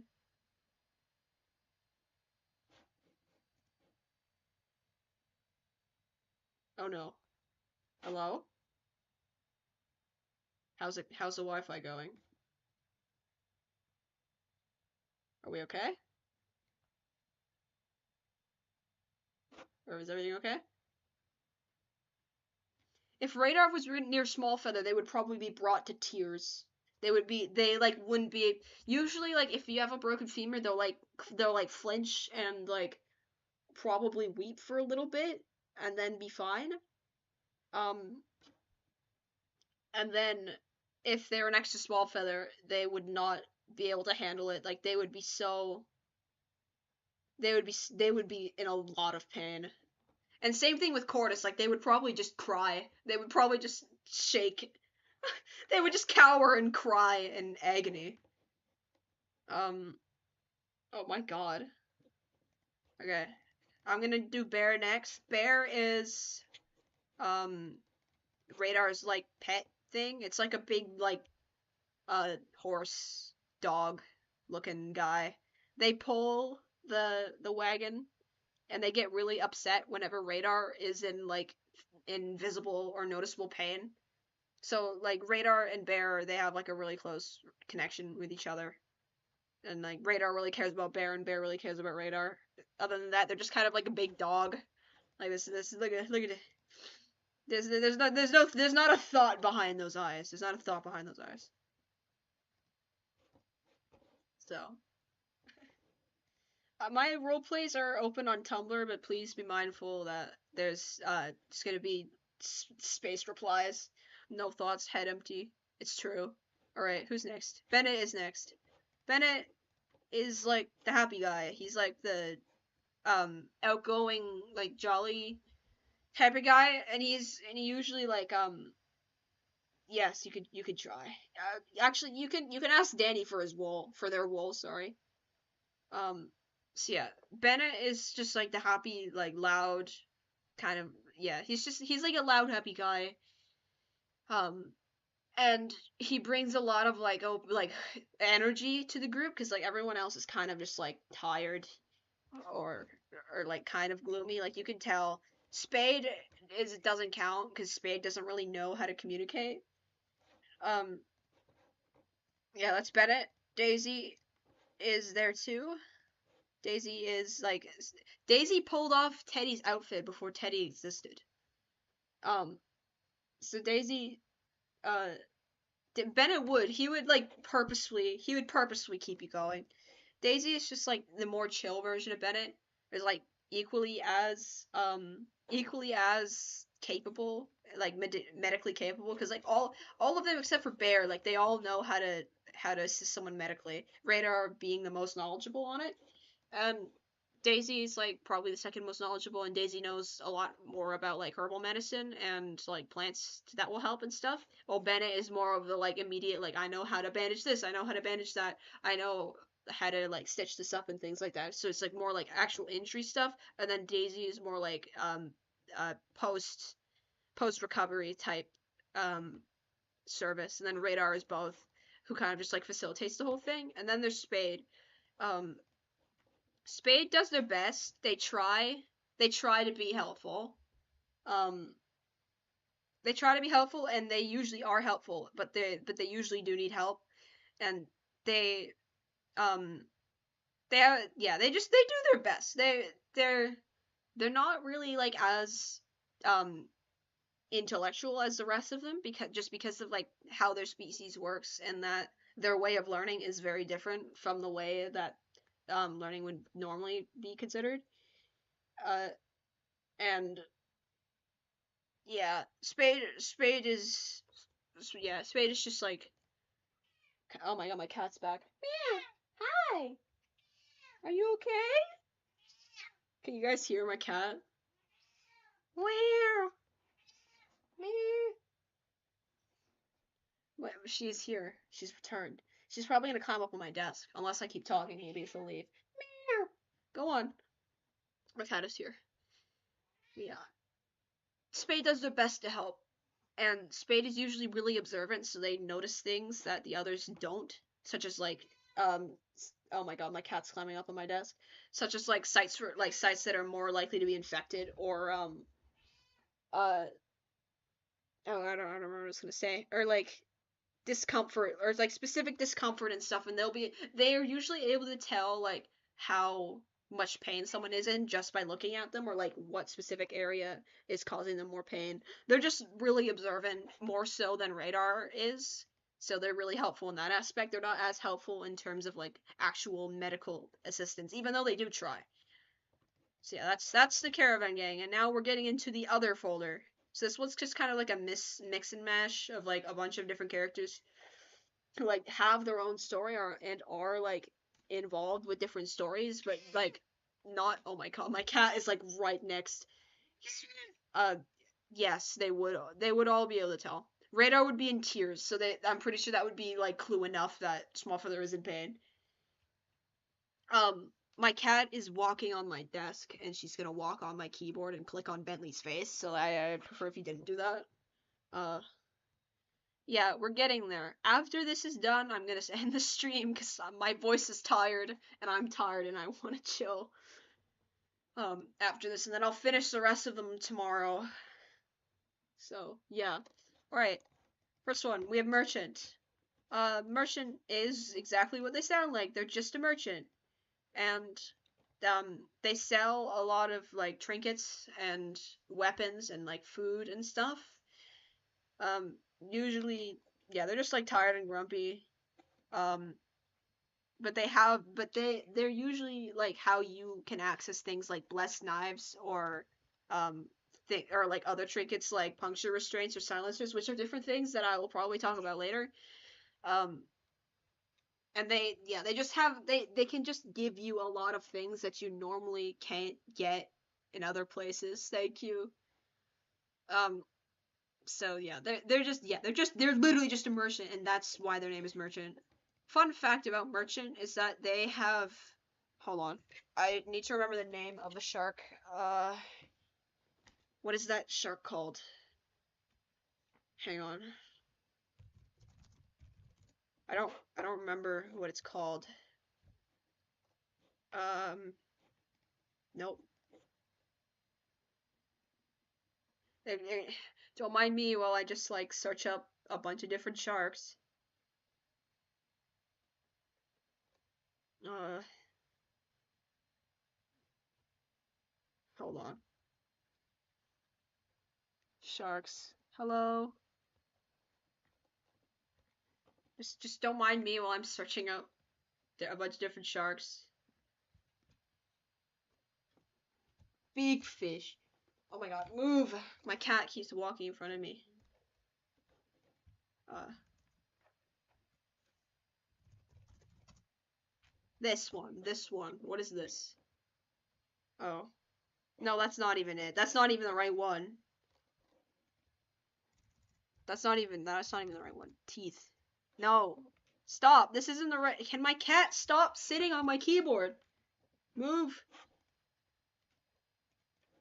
So no. Nope. That's not it.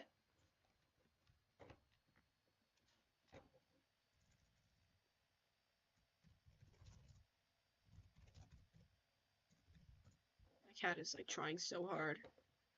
She's trying so hard right now. There's like one specific type of like shark tooth, and it looks like a little saw, but it's like a row of little ones. And it's like those are the type of teeth that um I don't want. I can't do that because she's my cat. I'm not gonna throw her. Yeah, I can't find it, but I'll remember it later. It's like it looks like a row of saws pretty much, and merchant has that, so they can't talk normally. They can't talk normally, so they can only they speak through their throat like a bird does. So like they sound a little bit different. So they just like speak from their throat. And Samuel does that too. Samuel speaks through his throat as well because his mouth is just not built the way it's supposed to. Okay. This is Austin. Austin is Andy's dad. There's nothing else to really say about him. He just kind of exists right now. He exists he exists like in the other folder because I haven't really like developed the town that he's supposed to live in yet. So once I develop that, I'm going to move him out of the other folder. Alright, Bentley. He's one of the ones without trauma. Hold on. Give me a moment. Hold him up. She jumped, she left, she jumped on my desk. Um, wait. There we go, there he is. Bentley. Um, so Bentley is just like a little explorer guy. They're really, really tiny, and they really like to like find a bunch of different hats, and they just kind of wander around and explore. But they're only like a foot tall, maybe even less. So they're like really tiny and cute. Oh, they're 3 feet tall. I lied. But yeah, they're very tiny. So yeah, and they're just like a little wholesome guy, and they if I'm not mistaken, they you could stomp on them and they would be fine. Like they're I think they're immune to blunt force trauma, but I don't remember, and I'm gonna have to fact check it. No, you can't eat you can't eat Bentley. And then we have Blood Drop, which is fitting because Blood Drop's still in this one. So Blood Drop actually is a puddle of Phoenix's blood that Phoenix vomited out of. Like, Phoenix threw up blood, and then my sister's character, Dewdrop, decided to, hey, let's bring that puddle to life because Dewdrop is like a hydromancer, so like she can um she can uh bring like fluids to life, and she just brought like a puddle of blood to life. So now we just have Blood Drop, and like this little guy just like goes around and just like wants to hug people, and that's it. I guess. Sure, it can be Phoenix's child. Yeah, she just kind of exists, and she has like Phoenix's face with a party hat, and she just likes hugging things. That's literally it. There's nothing. That's literally it. And then we have Cupid. Cupid is Harrison's little guy, and we'll get to Harrison soon. Floyd does not have a profile picture because I made Floyd like a couple days ago. So hang on. This is Floyd. Um, so he's like a cave monster, and he just lives in the caves, and he tries to observe people and like human culture, and but like usually ends up scaring people away. And he's just a cave dweller. Like he wants to. And he wants to interact, but he doesn't like they don't know how, and the only way the only place they can exist is within a cave. So they just kind of like try to interact with any cavers that they find, but usually end up scaring cavers away because cavers, if you find something in a cave while you're going spelunking, that's not a I wouldn't say that's an optimal thing unless you were purposely looking for a living thing. If you're just going spelunking for the sake of spelunking, I don't think you want to see something like Floyd show up in one of your caves, right? So yeah, he chill. He's really intimidating because like they don't really know how to communicate. Um, but they don't have bad intentions. They don't have bad intentions. Right. And then we have Harrison. Harrison is the whole entire reason why Operation Songbird um exists in the first place. Because Harrison lives in a town close to where the Idlemere ghost town was, and Harrison was in charge of like some of the imports going to Rivertown. So like what happened was that Harrison found a note left by Dylan, um, or like the operation, and was like, okay, I'm gonna help these people get out of Rivertown. So then we have Cupid being like the messenger between them, um, like transferring information between the two parties, and to the point where they were able to get organized enough to even like come to Idlemere in the first place. So everyone thank Harrison for helping everyone get out of Rivertown and to let Swellfeather see his friends again. He has falconer gloves actually, because Cupid's like a bird thing. So yeah, everyone thank Harrison. He's a silly. He's just like he's like the hero of the story, really. So yeah, he's the hero of the story, and also Cupid deserves credit too. What do you mean? What do you mean by that? I'm just gonna move on. What do you mean by that? Okay, now we have Heartbleed. Heartbleed! Yay! Um, so Heartbleed was inspired off of the Heartbleed um virus thing that happened, I think in 2013, where um there was a security breach issue in like a specific program where you could request for more information than you had than you were um able that than you should be able to. So you were able to like read more of the server lines than you would initially be able to if you request like a certain if you send a specific request and you could return more information than the server would initially like want you to have. So how Heartbleed's how Heartbleed's ability works is she draws her energy off of blood, so she'll make her victims bleed and then like essentially hypnotize them into oversharing about their like traumas or weaknesses, and then she'll exploit those traumas and weaknesses um and make them bleed more and just like it's just like a feedback loop with where it ends up with Heartbleed always like either bleeding their victims to death while while exploiting their traumas or like exploiting their traumas enough to the point where that person will just like shut down or switch because of it, or like she'll like make them do horrible things that normally in their right mind um wouldn't do, but she can manipulate them into doing it just through her like hypnosis and bleeding powers. Yeah, I don't think anyone would like Heartbleed. Um, she's kind of a bit like she's really scary because she can access you um on a personal level. She can access you as a person on a personal level and then exploit that. So yeah, that's Heartbleed.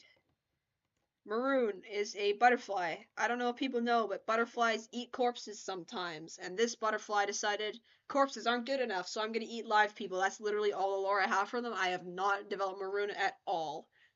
So, yep. Alright, Mittens. I love Mittens so much. Mittens is a big, uh,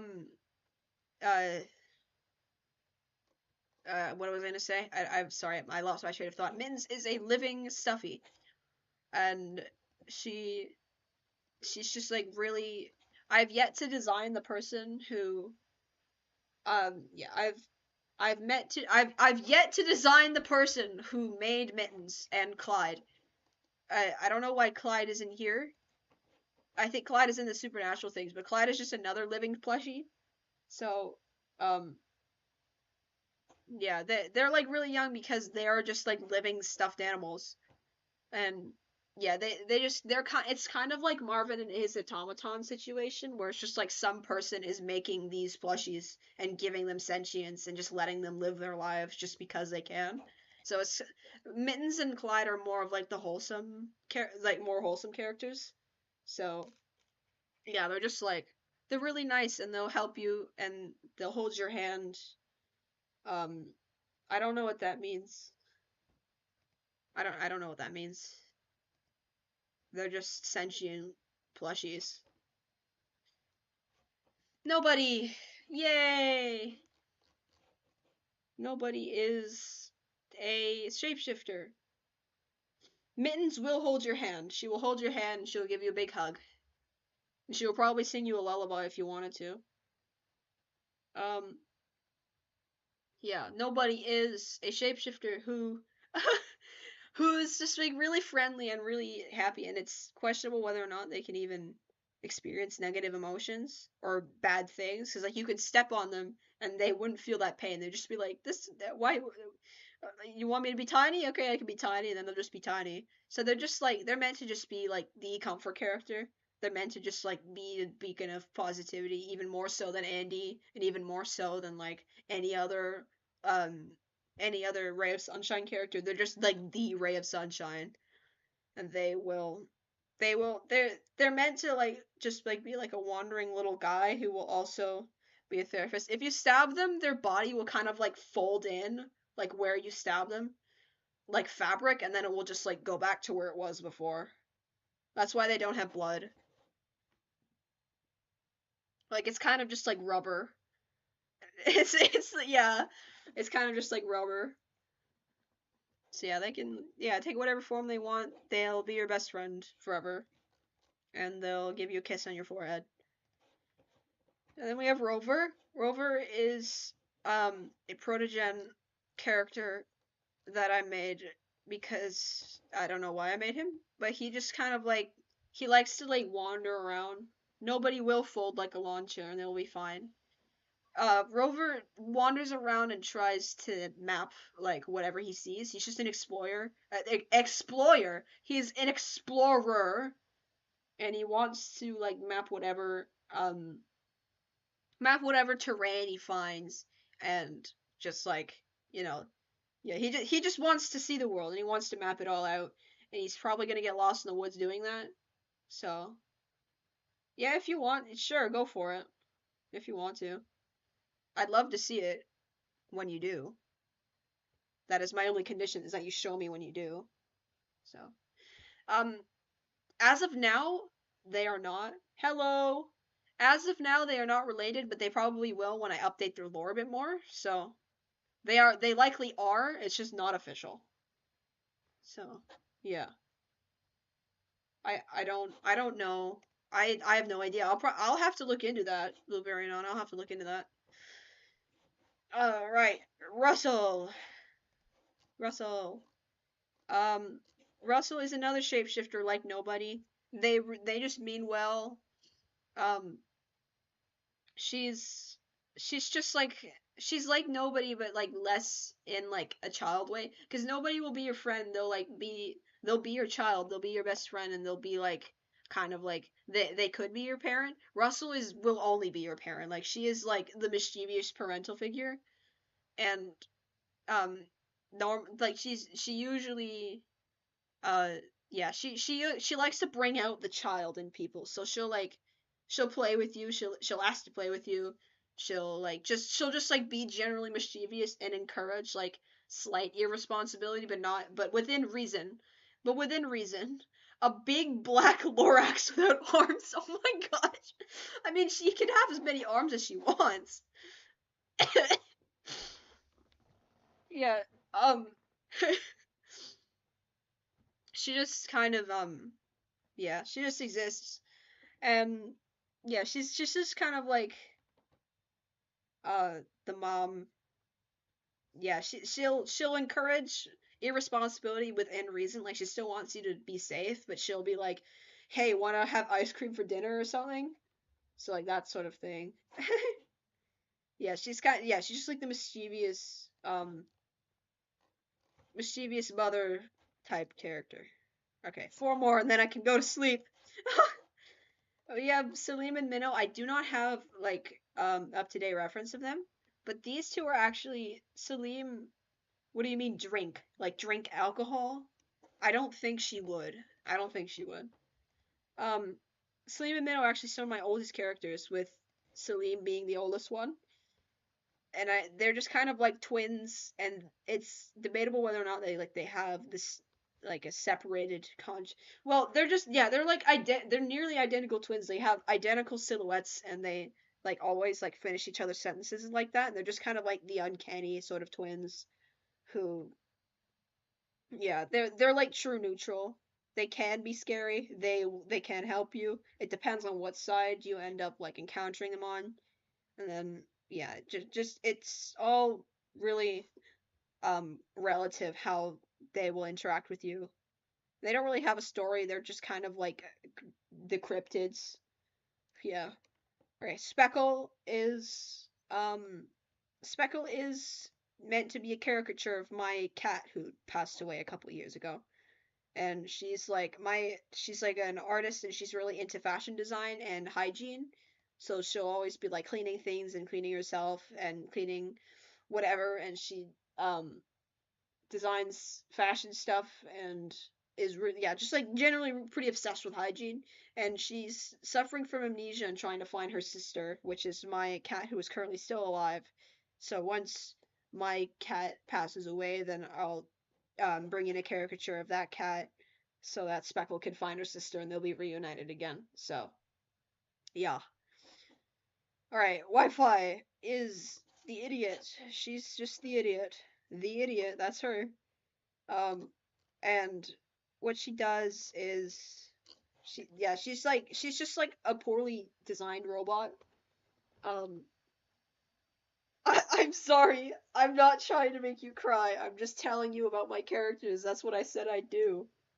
Yeah, Wi-Fi is a poorly designed character. Like, no, not designed character. She's a poorly designed robot, and she has like a robotic equivalent to epilepsy where she'll get stuck in a loop of crashing and rebooting for a little bit, and then she'll be able to exist outside of it.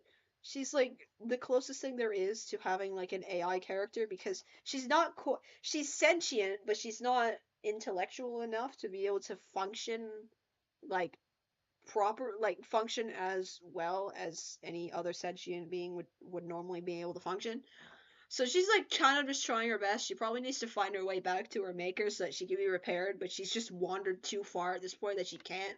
So she just kind of exists being an idiot in the woods. So yeah, that's Wi-Fi.